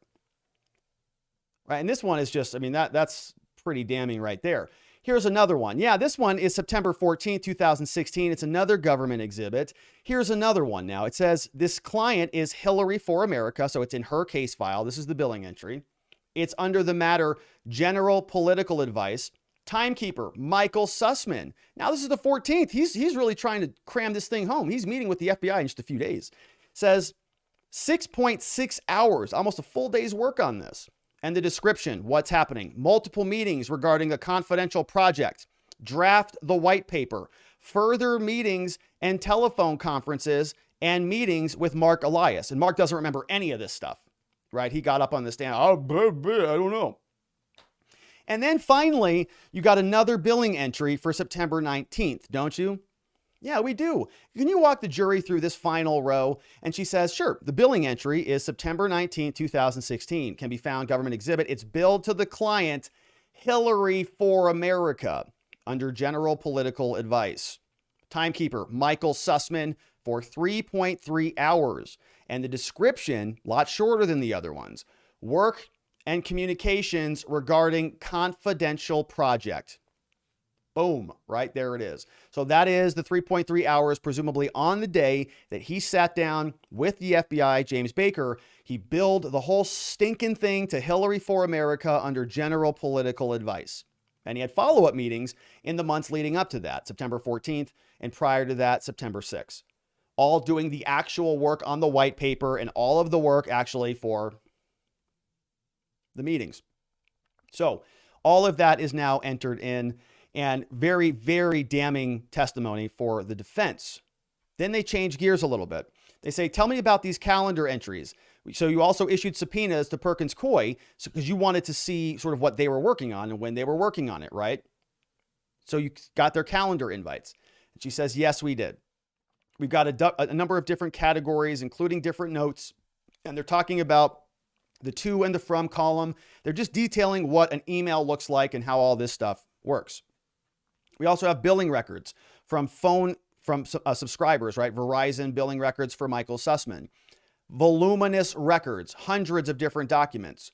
Do you know what this document is here, Miss Arsenault? Speaking about those phone records and those calendar invites, what we're trying to do is corroborate material. Say a phone call took place on, okay, we've got a calendar invite that says you have a phone call scheduled at 10:30 on this date. Do you have a phone call on your Verizon records at 10:30 on that date? Let's see. This is a summary chart for the phone records I've just described. And can you tell us how you prepared this exhibit? She says, well, here's what we did. We identified relevant dates like September 19th, the date of the meeting, and I went looking for relevant records to those dates. So I took that date, went and looked at the calendar invites. I took that date, went and looked at the phone calls. Okay, and you didn't pick those dates, did you, Miss Arsenault? That's right. No, I didn't. And are you aware how Jaffe's number became attributed to him? He says, yeah, we got a subpoena for that. How about Sussmann's phone number? Where'd you get that? We got a subpoena for that one.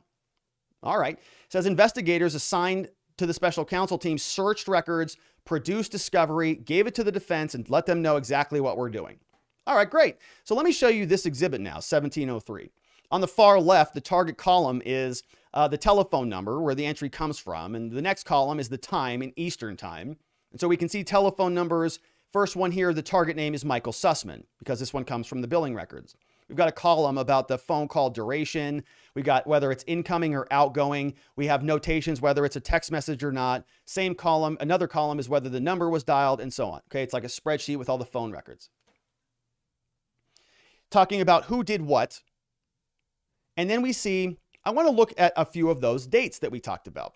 September 19th, does there appear to be phone calls between an individual named Rodney Jaffe and David Dagon? David Dagon, of course, was allegedly a CHS for the FBI. Rodney Jaffe, too. David Dagon, presumably one of the authors of one of the white papers. Rodney Jaffe, the CEO of multiple companies who tasked one of the agents, the CEO of Bitvoyant to start digging into this.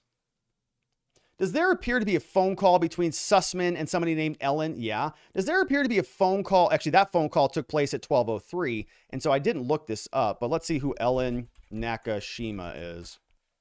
She might be she's a journalist over at the Washington Post.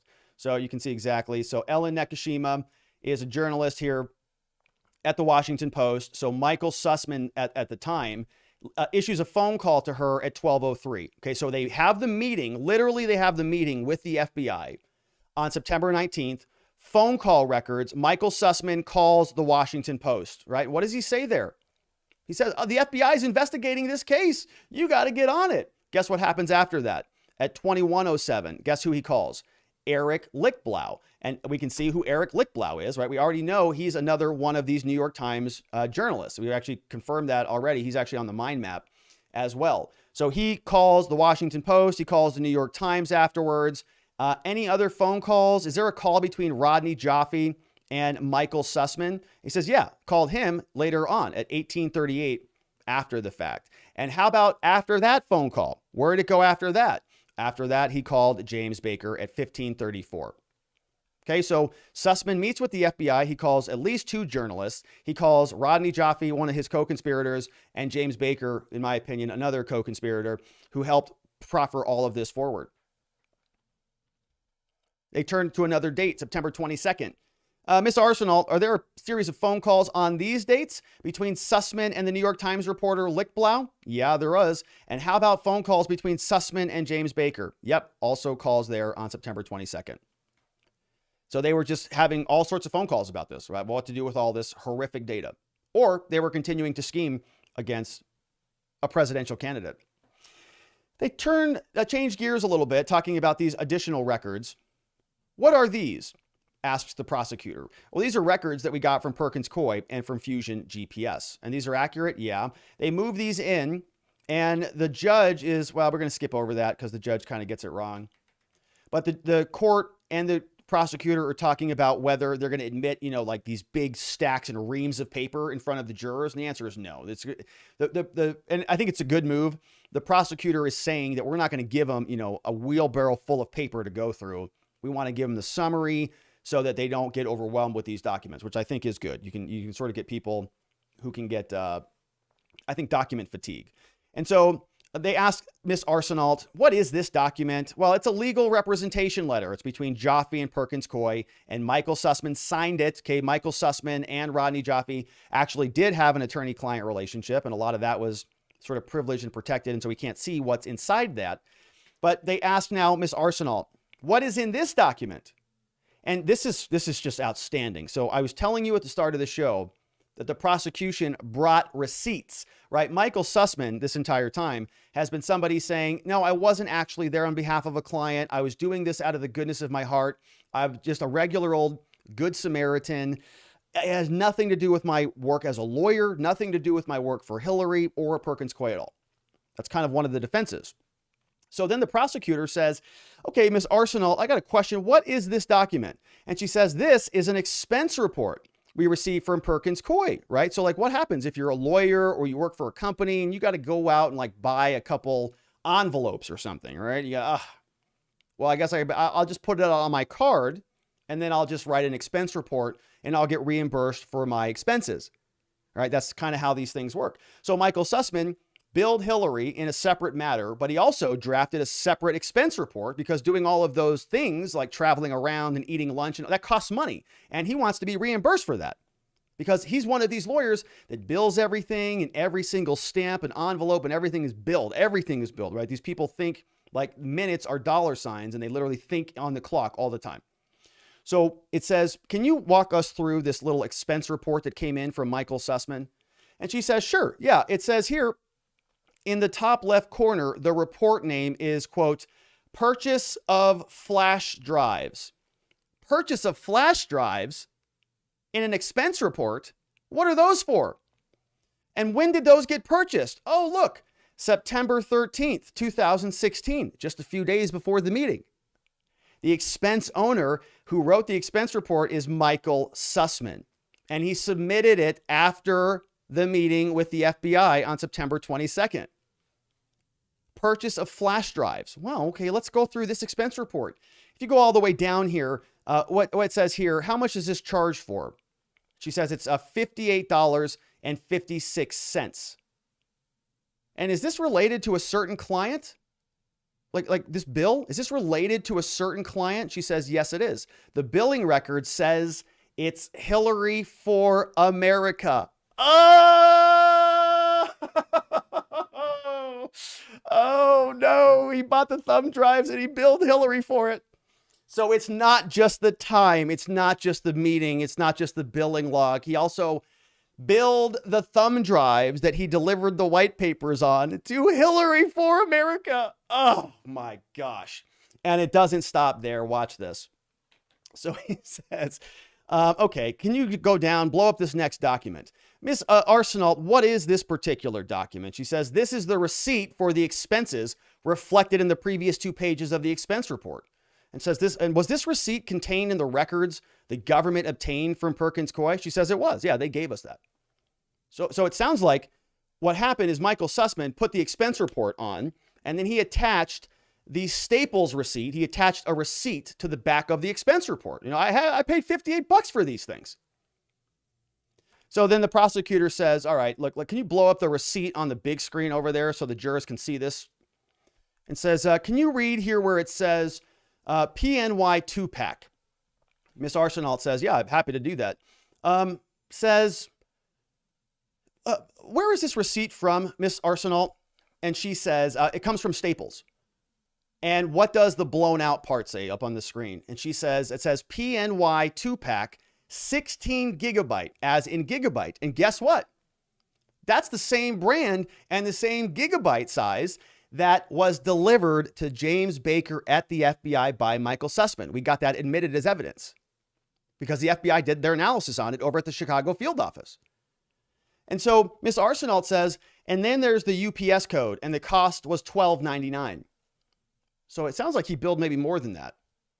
Okay, and moving out of that, can you tell me what was the address of the Staples? Like, was this a Staples in Arizona? No, it was in Washington, D.C. And then we have what's called a disbursement report from the billing records from Perkins Coie. And can you walk us through this? It says, yeah, the client assigned for this disbursement is Hillary for America. The matter, general election advice. And the description, paid out to Michael Sussmann. Why? For the purchase of new single-use flash drives for the secure sharing of files. Okay, so what happened here? We follow the entire chain.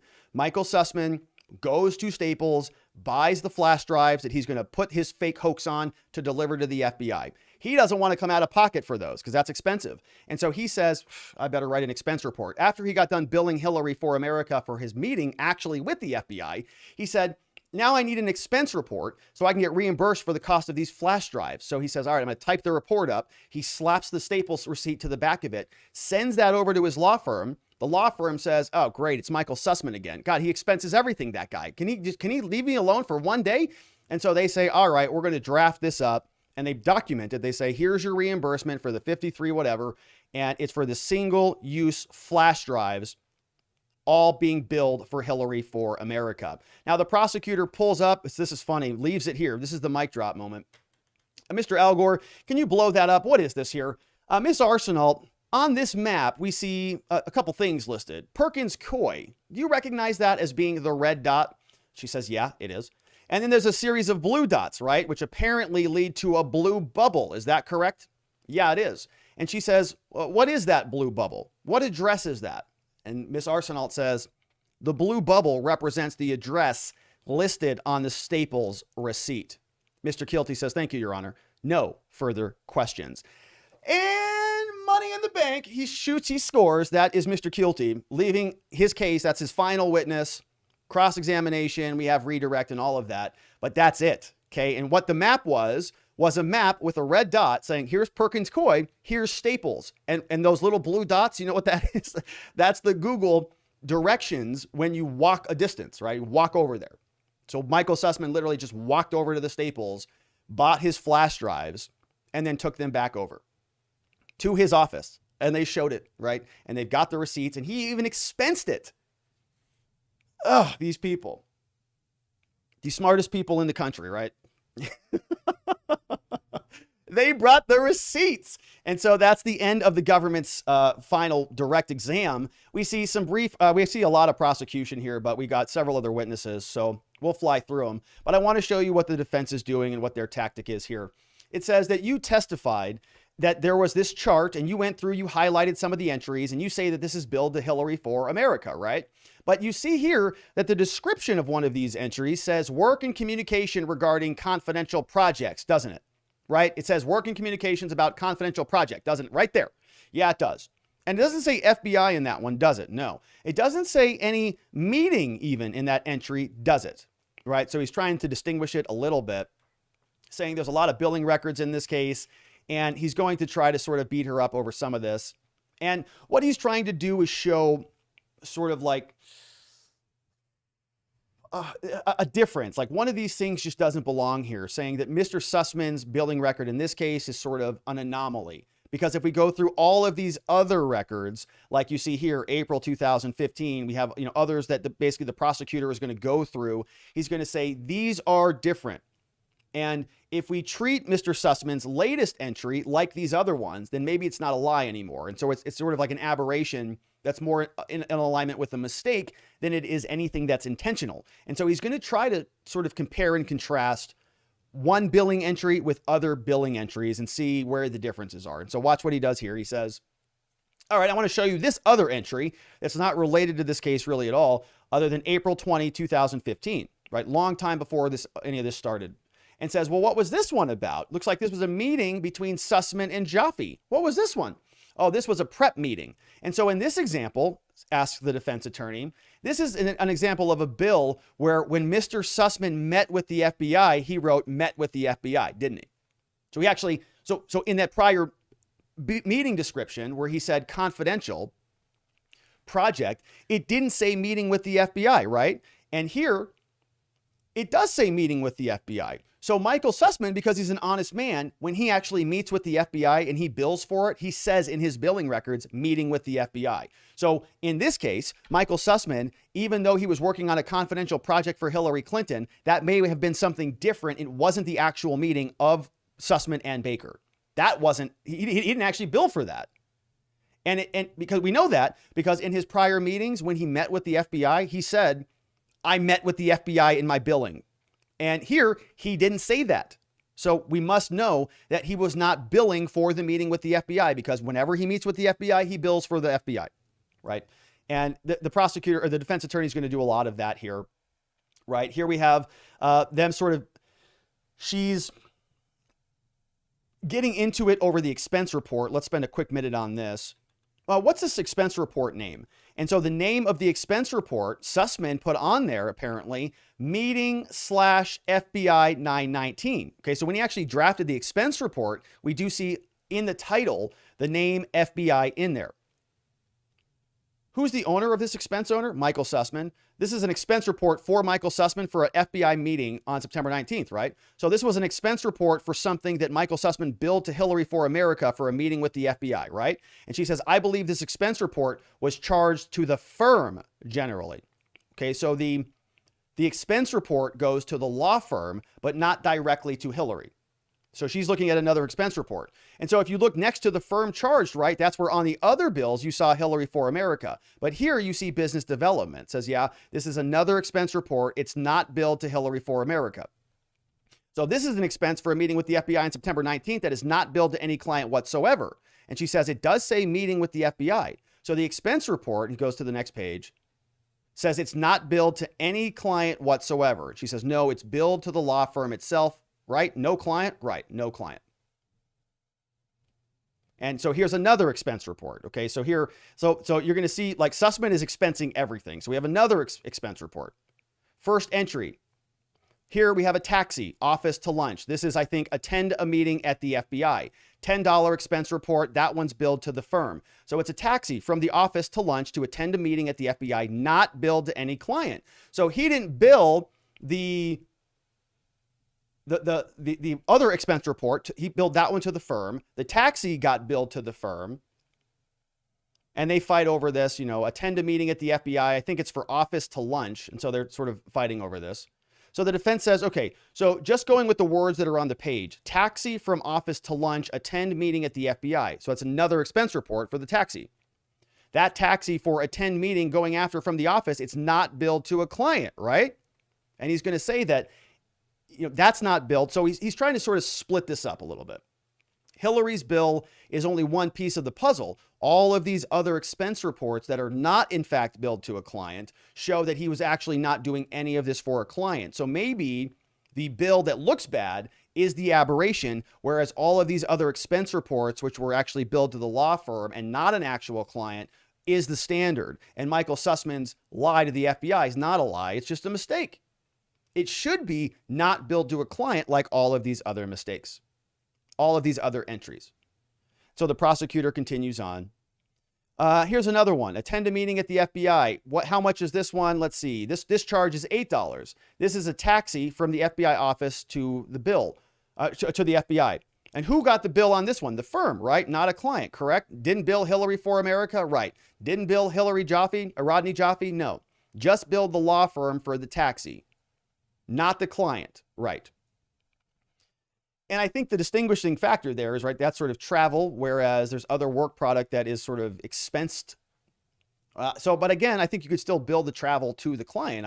I'm not sure how those big law, we don't do that. At our law firm, we do flat fee billing. We don't do hourly billing or any of this stuff, but they do. And so he sends another expense report. This one's for $10. Also didn't get billed to anybody else except the law firm. And so we're just kind of trying to split the hairs on this thing in as many ways as possible. We also talk about a phone call. This is the end of the cross-examination here. We've got the end of the phone call. Only a phone call that lasted on September 21st for 13 minutes. And so the defense is basically making the point that you don't even know what they talked about on here because it was such a short phone call. You have no idea what was said on that phone call, right, Miss Arsenault? No idea. And that's it, right? So no real mic drop moment from the defense because she's kind of a pretty solid witness. She knew her facts pretty cut and dry. And so we have a redirect from the government, but we'll skip over that. The court gives the jurors a break and they bring him back in. Says, we've been working on some evidentiary issues, but we're going to pick up the pace here, ladies and gentlemen. And they are now reading some stuff into the record. Okay, so I think I wanted to pause on this quickly. Well, let me see where my next highlights were. Okay. Now, the government rests. Okay, so we finish with Miss Arsenault, and we know that the court says, okay, ladies and gentlemen, we have rested our case in chief. And so at this moment, the defense comes out and says, we're going to move for a judgment of an acquittal. This is a standard formulaic motion that happens at the conclusion of basically every single criminal case. The government rests its case. The defense says, perfect. You haven't met your burden of proof. Remember, you have to convict anybody in the United States beyond of guilt beyond a reasonable doubt. Very high standard.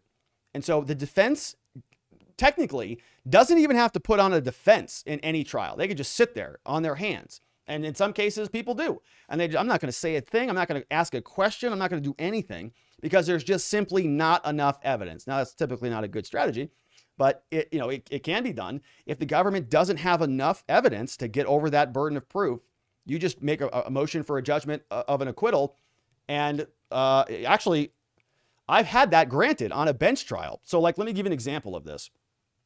Early in my legal career, I did a criminal trial on a criminal speeding case in Arizona. We have criminal speeding here. You can go to jail. It's kind of nuts if you go over a certain speed.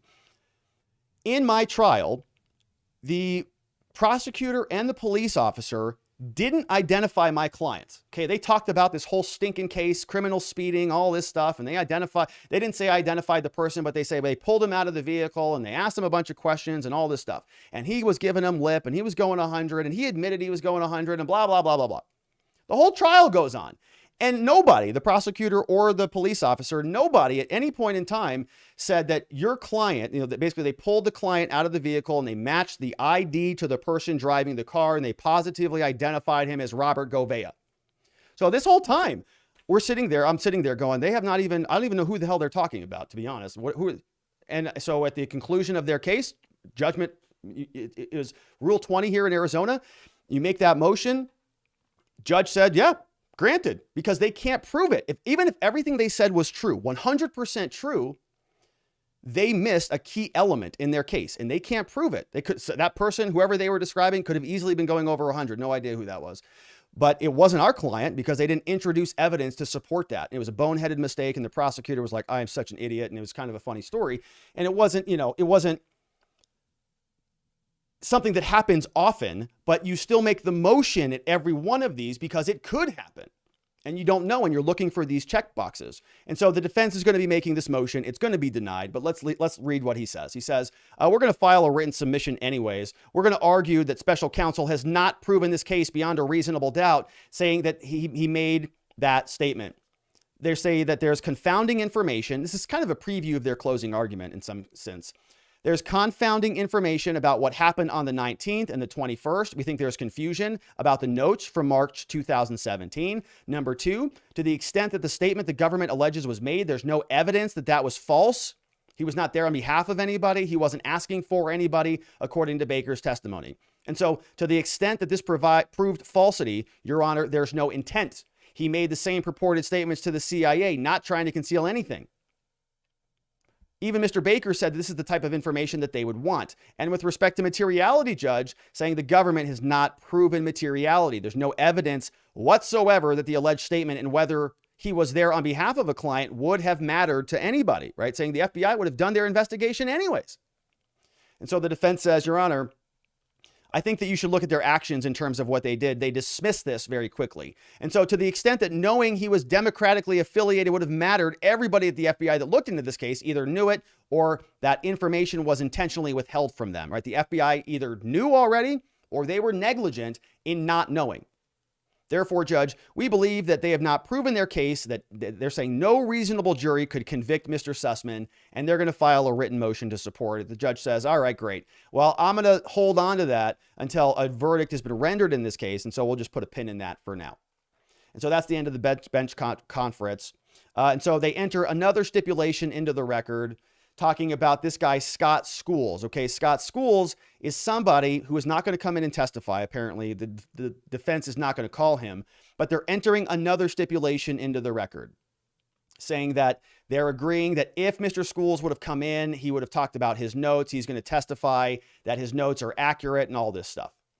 And so they read this into the record. There's no objection into any of that. Now they call their witnesses, and these are pretty quick witnesses. And so we'll fly through these relatively quickly. We have the first one is Tashina Gauhar. And remember that both of these witnesses, these were two people that were at this meeting. Okay, this meeting took place March 17, 2016, 6 months after the meeting between Baker and Sussmann. And Trump has won now. And so they're reconvening. Obama's FBI people are on their way out.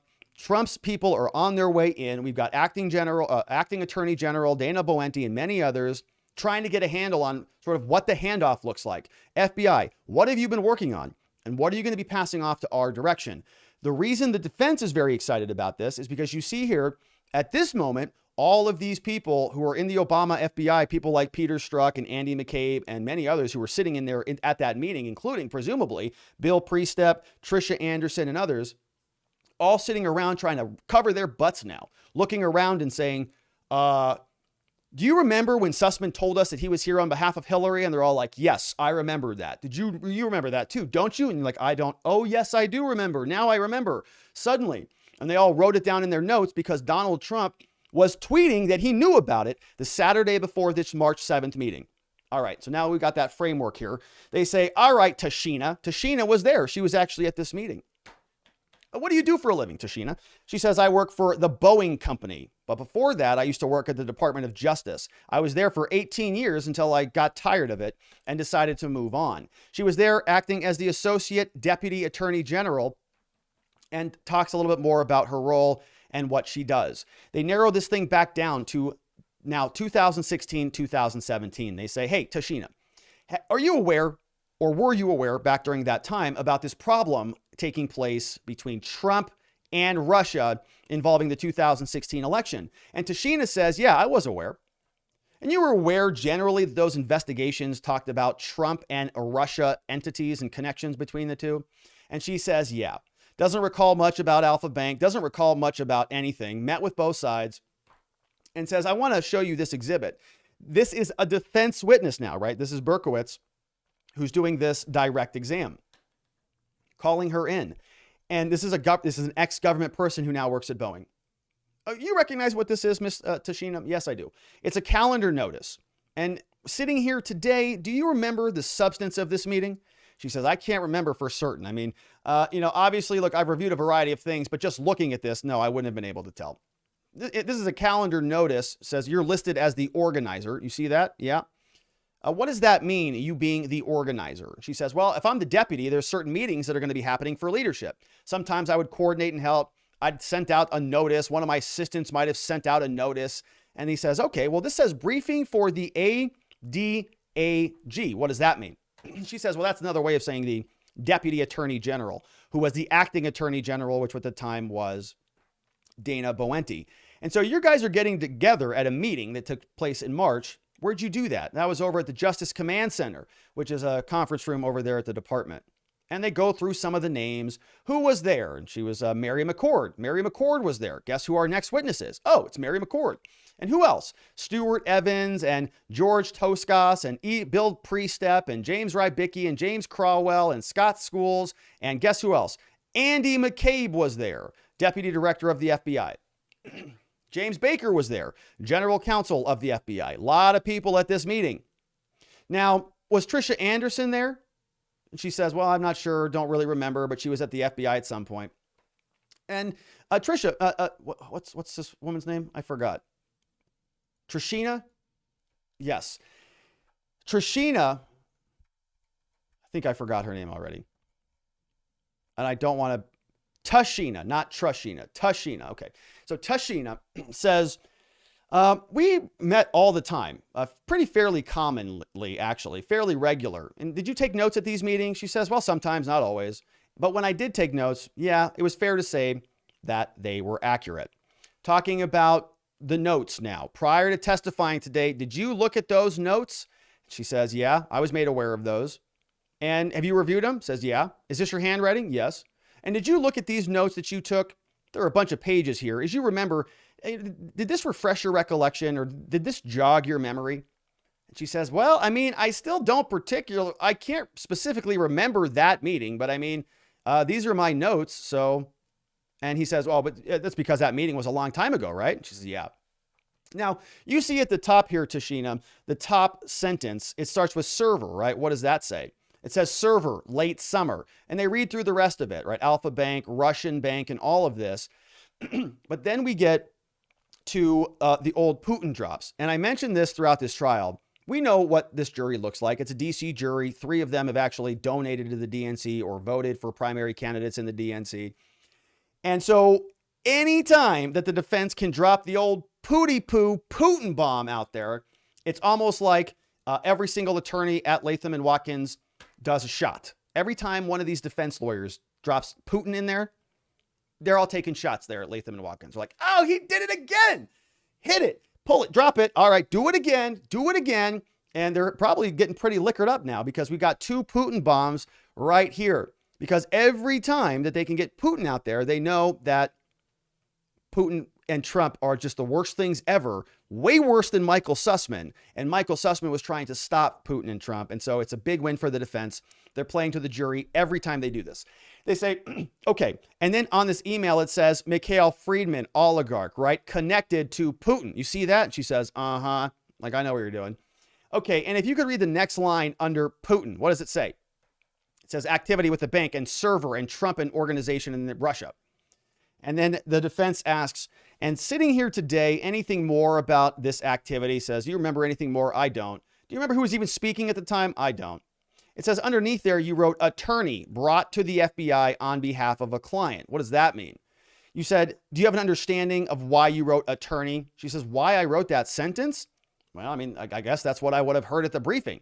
And do you remember anything more about what was said about why the attorney brought the Alpha Bank information to the FBI? No. Do you know who the client was? Well, she said, I'm not real sure. I'm sorry. He says, when you see a reference to a client, do you have any memory of what was said about that client? She says, no, I don't. I don't recall. I literally this is my understanding of what was said, like referring to her notes. So doesn't remember much at all. And then we get a brief cross-examination now, right? So very quick witness, brief cross-examination from the prosecution now, and says, all right, Tashina, Mr. Bosworth asked you a couple questions about this, and you don't remember much about the meeting. Is that right? Yeah. Just what's in your notes. Correct. And you don't remember the details of what was briefed? She says, not what's beyond what's in the notes. Okay, so sticking to those notes. Says, all right, turning back to September 19th, did you attend a meeting with the defendant and Jim Baker? You didn't go to that meeting on that day, right? Did you? No. And 6 months later, you attended that meeting, right? With James Baker, do you? You don't remember? You don't know if anyone who briefed that meeting was there? And she says, I have no idea, right? So she doesn't know anything other than her notes. And this is really the main point of what the prosecution wants to get out of this. Okay, so what if these notes say anything? They're 6 months after the fact. And it's all by a bunch of people who want to cover their butts up anyways. So, of course, you know, that's where that's going to be left. We see that we get Mary McCord. Mary McCord is another person who was at one of those same meetings. And so the defense calls her and says, all right, Mr. Bosworth is doing this direct. What do you do for a living? And she's a little bit more verbose. She says, I'm the executive director of the Institute of Constitutional Advocacy and Protection, or the ICAP, at Georgetown Law, and I'm also a visiting professor of law. And I worked for the Justice Department from 1994 to 2017. I was almost 20 years a federal prosecutor in the U.S. Attorney's Office. Ugh, great. Typical.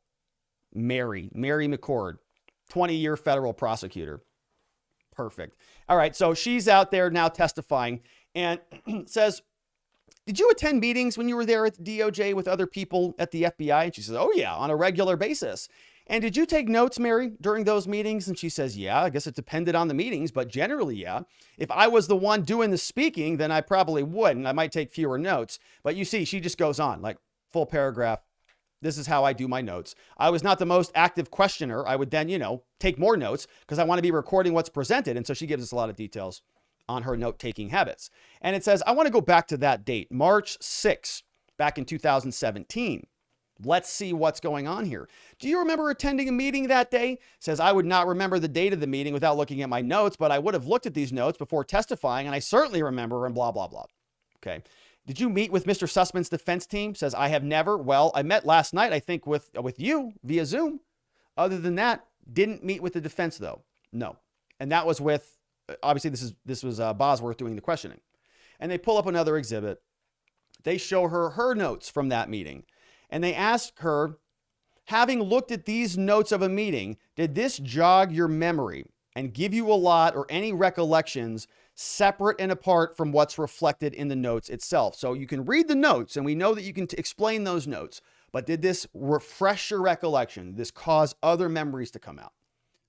She says, yeah, I guess, yes. I recall the substance of this meeting. I wouldn't have been able to tell you what day it was. And by substance, I mean the substantive part of the briefing about the investigation that the FBI did into whether there was any nefarious connections between Trump and Alpha Bank. She says, I remember that independently. I didn't really remember the lead into the substantive discussion until reviewing the notes. And how about this next line? It says, here you wrote in your notes, attorney brought to Jim Baker and did not say who client was. And so the defense asks her, well, that's an interesting statement. Attorney brought to Jim Baker, but didn't say who the client was. Well, that might sound like Michael Sussmann maybe did communicate that he was there on behalf of a client. Maybe this whole thing is just James Baker just got it wrong. Maybe Sussmann actually told Baker at the meeting that I did come on behalf of Hillary, and Baker just remembers it wrong. And Baker just told Bill and Tricia, who mislogged it incorrectly because Baker gave the wrong memory. I don't know. It says it was brought to your FBI attention. Any recollection who the attorney was? She says, no, I don't. I have no recollection of knowing who the attorney was or ever a name being provided during that briefing. I think if a name had been provided, I would have at least attempted to write it down, even though I might have misspelled it like I did with McHale and Alpha Bank for that matter. And then later on, you read that an attorney brought to Jim Baker, it says DN. What does that mean? She says, did not say who the client was, right? Okay. We get brief cross-examination now. That's the end of that witness, right? Just to say, the defense is trying to show that there's an other interpretation, that maybe he in fact did come and did communicate that he was there on behalf of a client, and these notes corroborate that. We get brief cross-examination from the prosecution. Is it afternoon yet? Oh, we're right there at noon, right around the line. We've never spoken before, right? Any recollection about a lot of this stuff? Talking about Andy McCabe in the meeting. And he says, yesterday I noted the defense attorneys are not any good at math. Guess what? The prosecutors aren't any good at math either. Talking about this meeting being 6 months before and 6 months after the original meeting. We're talking about March 7th here. This isn't the meeting that took place between Baker and Sussmann. And he says, look, I know lawyers aren't good at math. I mean, I know that for sure. But this was 6 months, right? And you're aware, you don't know whether any of the briefers were in a meeting with Sussmann and Jim Baker. You don't know if anybody was even in there. Like anybody in the March 7th meeting, was any one of those people in the meeting between Sussmann and Baker? Were they there? Do you know? She says, no, I do not. So is it fair to say that you have no knowledge of whether if, in fact, Andy McCabe did brief this Alpha Bank allegation at the meeting? You have no knowledge if McCabe ever spoke with Baker about this meeting. Is that correct? I have no personal knowledge of that. No. And so that's the end of the cross-examination for Mary. And then we get some brief redirect from Mr. Bosworth before we get to our last witness of the day. This is the direct examination now from Thomas Grasso. Thomas Grasso, somebody who used to work at the FBI, says that he drove in 4 hours today from Pennsylvania, and they're going to cover a little bit more about his communication and his background. Somebody at the FBI for 20 years, but is now retired. And they go through his testimony. He says, yeah, I knew who Rodney Joffe was. And part of this exam is, I think, one of the big strategies the defense has been using is to say the FBI screwed this up. You know, if they would have done their investigation properly, it would not have been material. James Baker could have brought somebody else in to the meeting with him. He could have done something differently, right? You know, all of this is just sort of the FBI royally screwed this up. And one of the other areas where they screwed this up is there were all these confidential human sources, Rodney Joffe and David Dagon and all these people who were like milling around inside the FBI, and their handlers were not communicating with anybody about this. And so it's just a big bureaucratic mess, which is exactly what you'd expect from the FBI.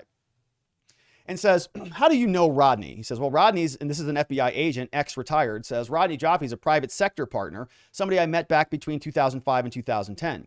And did he give you any information on helping the FBI? Did he provide you information and assist you on the investigation at the FBI? Yeah, he did on a regular basis.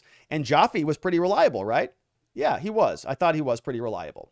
And you even thought he was so reliable that you nominated him for an award with the FBI, didn't you? He says, yes, I did. And they talk about that award. It says, dear Mr. Grasso, I understand you wish to include New Star fellow Rodney Joffe in the slate of candidates you're nominating for the FBI Director Award for the work done in the Butterfly botnet investigation and prosecution. Is that what that says? Yeah, so it's another credential booster. Rodney Joffe's this great guy. DNS records are totally legitimate. Michael Sussmann's not involved in a gigantic fake hoax with a bunch of screenshotted photos of incomplete DNS data.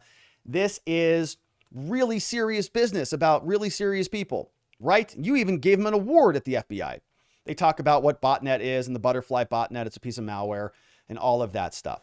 They fast forward or rewind back to October 2nd, 2016, talking about an email, anonymous reporting on DNS records. We see this conversation take place, asking him to read this back. Conversations about Rodney Joffe and emails about the data being passed back and forth. Coming out of your conversation with Joffe, did you understand that there were any ongoing investigation to these issues? An FBI agent says, my recollection is that at the time he advised me there was an open FBI investigation into the matter. And what'd you do with that? So if Joffe told you or somebody said that there was an open investigation, what'd you do? He says, I began the process of determining if there was, in fact, an open investigation. And I did that by making a phone call over to Keith. And we're going to learn about Keith, and these people are communicating back and forth. Dan refers it over, goes back to Keith. There's lots of conversations. They're sort of chasing their tail there at the FBI. And so now we get to a sort of a further time in the future. Now back on October 16th. Did you know at this time that Joffe was now a confidential human source? And he says, yes, I did. And did you tell Joffe that you would refuse to take any information that he gave to you? He says, I did not tell him that, no. You passed it along to the people that you thought were investigating the case, right? After I made some phone calls, yeah, that was my goal. And so this is all about the sort of the chain of custody. Where does this information come from? Who does it go to? The FBI is not passing it around appropriately. And now what they're trying to do is blame Michael Sussmann, right? So this is what Grasso comes out for. So the cross-examination from the prosecutor is to try to sort of untangle that. Mr. Grasso, says Mr. DeFilippis, have you ever heard of a concept known as circular reporting? Is that familiar to you? He says, yeah, it is. What does that refer to? He says, well, circular reporting is when I would, say, for instance, tell you something and you would report it back to me and I would not realize it maybe originally came from me. I think that's my, I don't know if that's an accurate definition of circular reporting, but that's my understanding of it. And so in your time as an FBI agent, have you ever heard or encountered situations where individuals try to put information into two separate parts of the FBI in order to make it look like they're corroborating each other? Like they'll drop it off at multiple places. Is that something you've encountered? He says, no, I've not encountered that. No. As far as you know, right? He says, well, no, I don't have a recollection of anything like that. Okay, so now let me ask you about Jaffe and a number of years of Jaffe, and they dig into him, focusing on cybercrime and saying that Jaffe would actually come to him directly. Jaffe would occasionally bring you matters. Is that true? Yeah. And did you typically try to give his handling agent a heads up when he brought you something? My recollection is there were occasions when I did give his handling agent a heads up. If it was, I can't remember the circumstances, but I tried to do that as much as possible. Yeah. So Jaffe is now going to this agent rather than his handler, which is a violation of the protocols. And he doesn't take it to his handler. He tries to pass it along to other people. So now what happens? That handler is out of the loop. And if this is happening in multiple repeated instances, you have all sorts of communication problems. In the case of the Alpha Bank, do you think you did that in this instance? Did you communicate to the handler that Jaffe was coming to you? He says, I don't recall. And in this case of the Alpha Bank and all of these issues, Jaffe specifically asked you, right, not to disclose his identity to other people. He said, keep this hush hush. Is that true?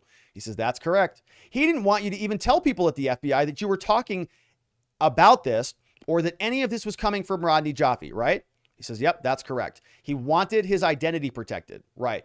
And because of that, you honored that request, right? Yeah, to the best of my ability. And do you know the reason why Jaffe was asking you to not tell anybody at the FBI? He says, I don't. No, I can't say that for certain. So the cross-examination continues on. And as we fast forward through the rest of this document, let's see what else. Lots of I don't recalls from him. Now, is it typical, Special Agent, that the FBI, sort of the normal practice, is that they bring information to the FBI? Are they supposed to bring it to their handling agent if they're a confidential human source? He says, yeah, that's the tradition in the FBI. And in this instance, Mr. Jaffe not only didn't bring this to the handling agent, but he told you, right, don't tell anyone at the FBI who this is coming from. He says, I'm not aware of whether or not he brought it to his handling agent, but he did request that I protect his identity. And the prosecution says, thank you, right? Making it look like this was all a big scam, a giant conspiracy, and Jaffe and many others are trying to keep this all under hush, hush, right? So that nobody can see it.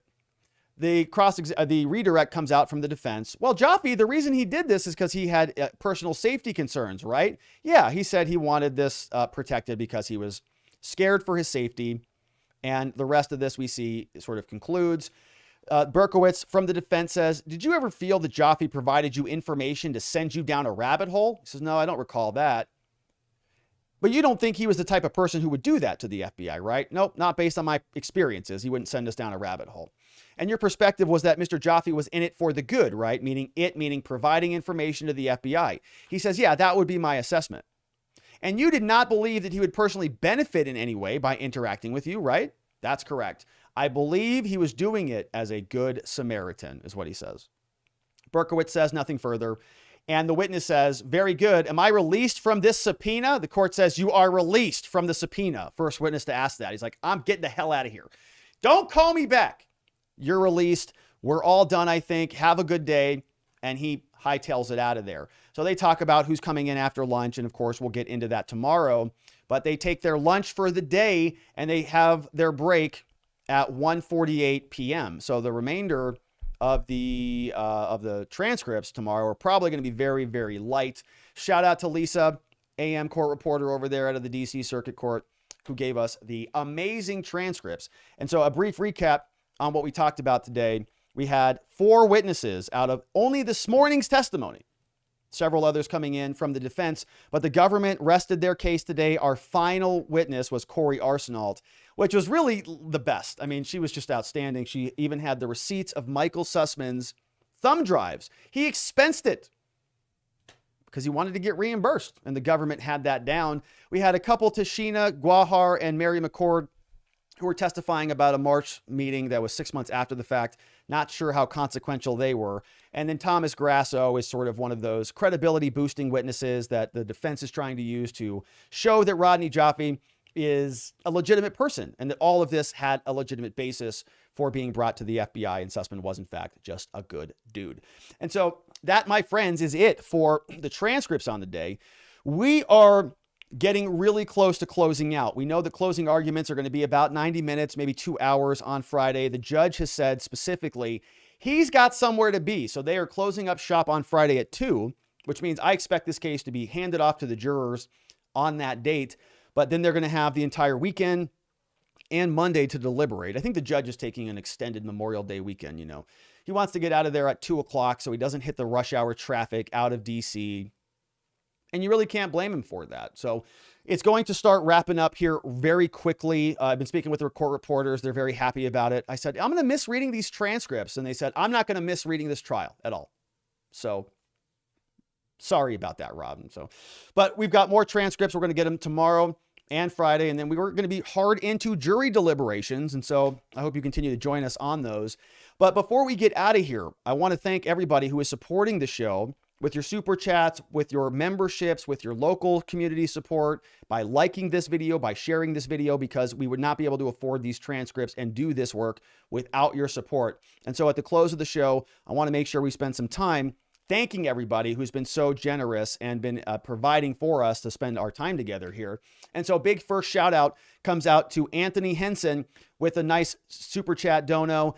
Kim Arinello says, I look forward to a review of these transcripts every day, and thank you. And so thank you, Kim Arinello, for the transcript dono.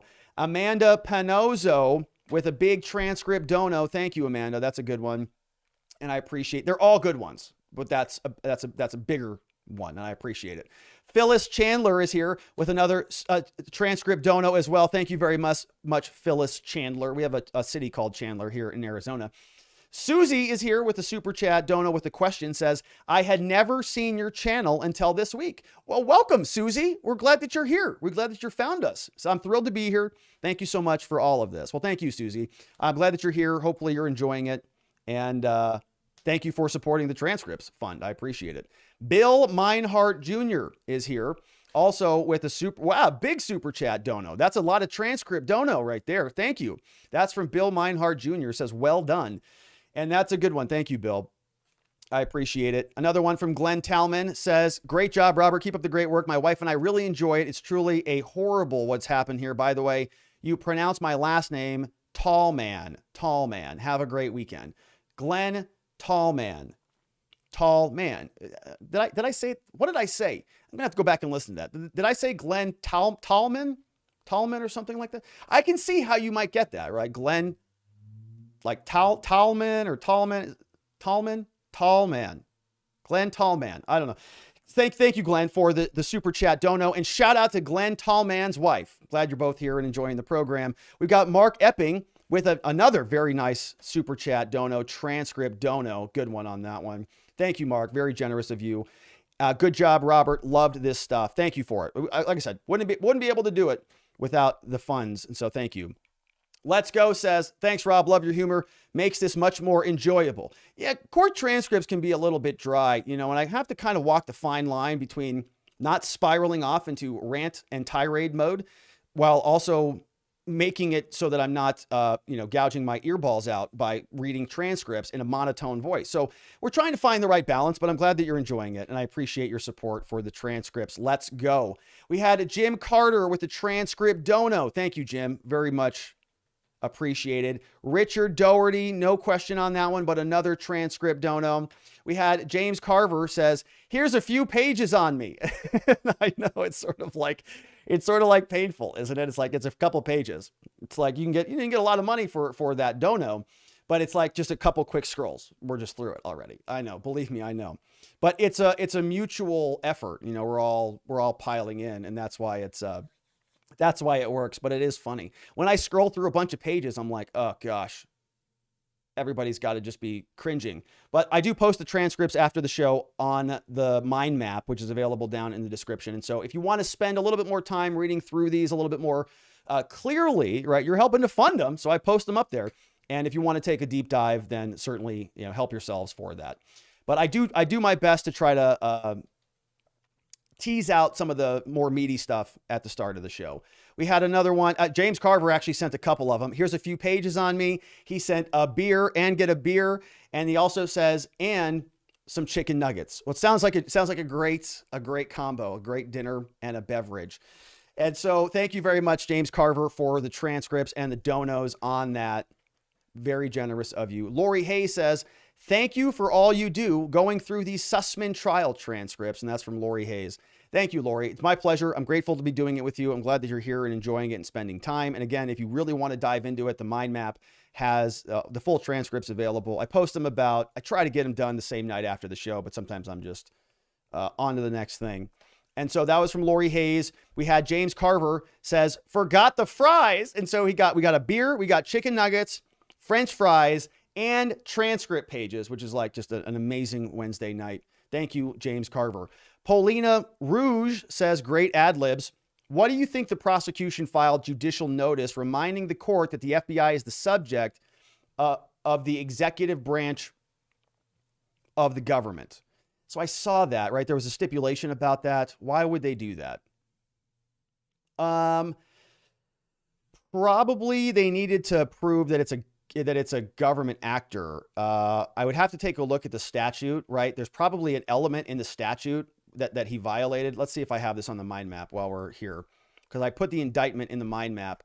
Because like if you're going to make a lie to the government, you got to make the lie to a government, and you got to prove that there's a government. So you got to actually have a proof that the FBI is a part of the government, a part of the executive branch of the government. And so let's take a look. I just pulled up the indictment right here. Here, if we take a quick look at this. Secret channel. Let's see if we can see the actual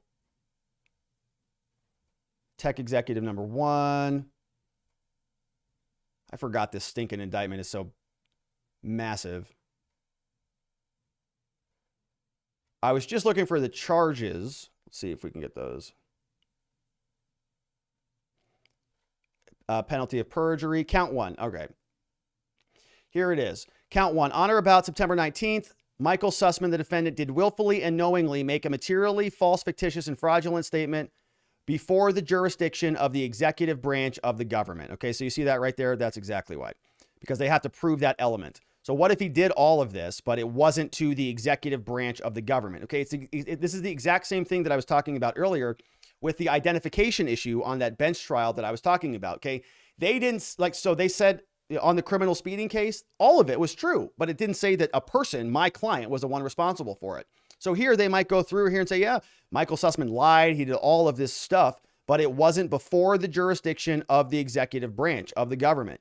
If they miss that, okay, he may have lied to a million people, but it wasn't the executive branch of the government. And so they're stipulating and making that agreement so that it's like, yeah, we're very clear on what that is. So good question, Thomas Luce.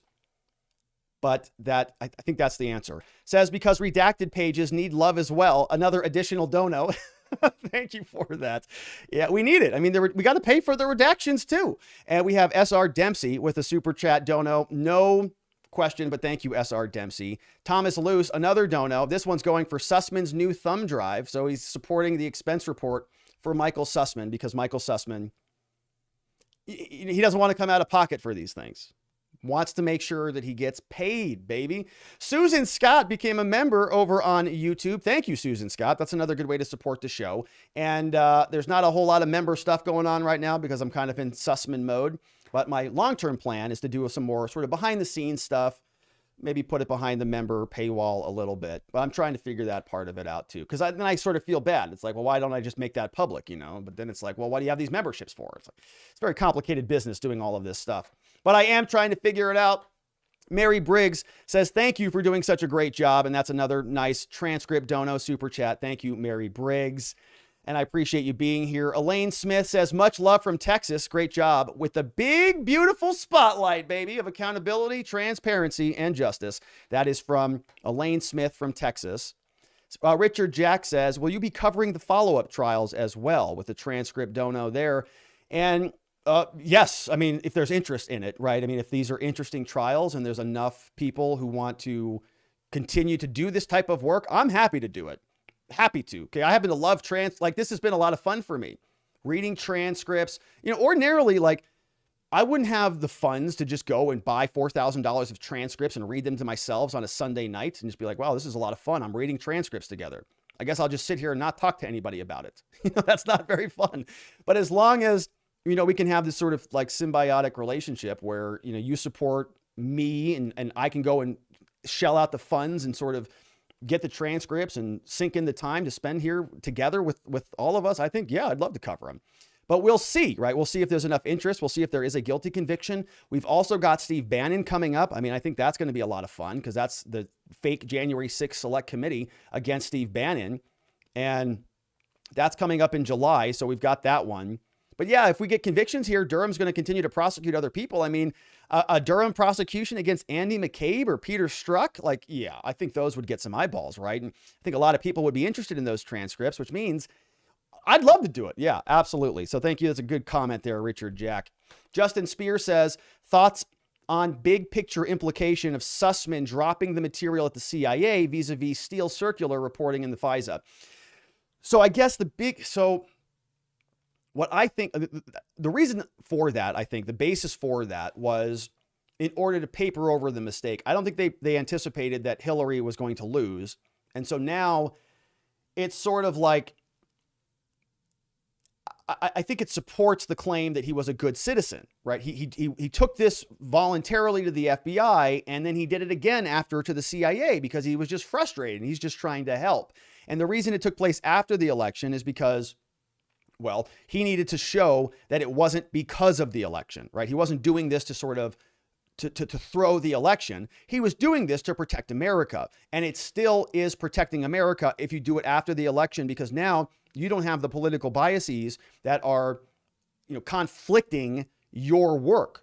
Prior to the election, the FBI even acknowledged this, that if they came and he said, I'm doing this for Hillary, they would have said, you're pretty conflicted here. You may be biased, and so your information is a lot less reliable. After the election, that one variable is now removed from the equation. So Sussmann takes it over to the CIA, I think, just to sort of support the allegation that he's this good person who's just trying to help. Long-term implications of it, outside of that, I'm not sure that there are, many in terms of prosecutions, I guess. I mean, there could be another prosecution theoretically, but I don't think the evidence is as good in that one. Could they prosecute him? Kash Patel is sort of an ex-Trump person, is saying he thinks Peter Strzok and Andy McCabe may be next. That's sort of the stuff that he's hearing. But long-term implications of the CIA, like, are there going to be any prosecutions there? I don't know. I think Michael Steele, right? He's like British ex MI6 and stuff. So then we have a jurisdictional problem. Like, can Durham and the special counsel prosecution go after those people who are not U.S. citizens? Practically not really.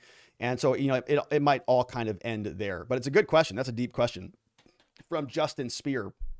Also with a very nice transcript dono. And we're coming to the close of it. We've got Hif Itzy is here, says, great work, Rob. Thank you, with a very nice transcript dono. And then Richard Jack became a member on our YouTube membership. And so we're looking forward to that, Richard Jack. I'm glad that you're going to be here with us. I want to give some shout outs over to our community over on Locals as well.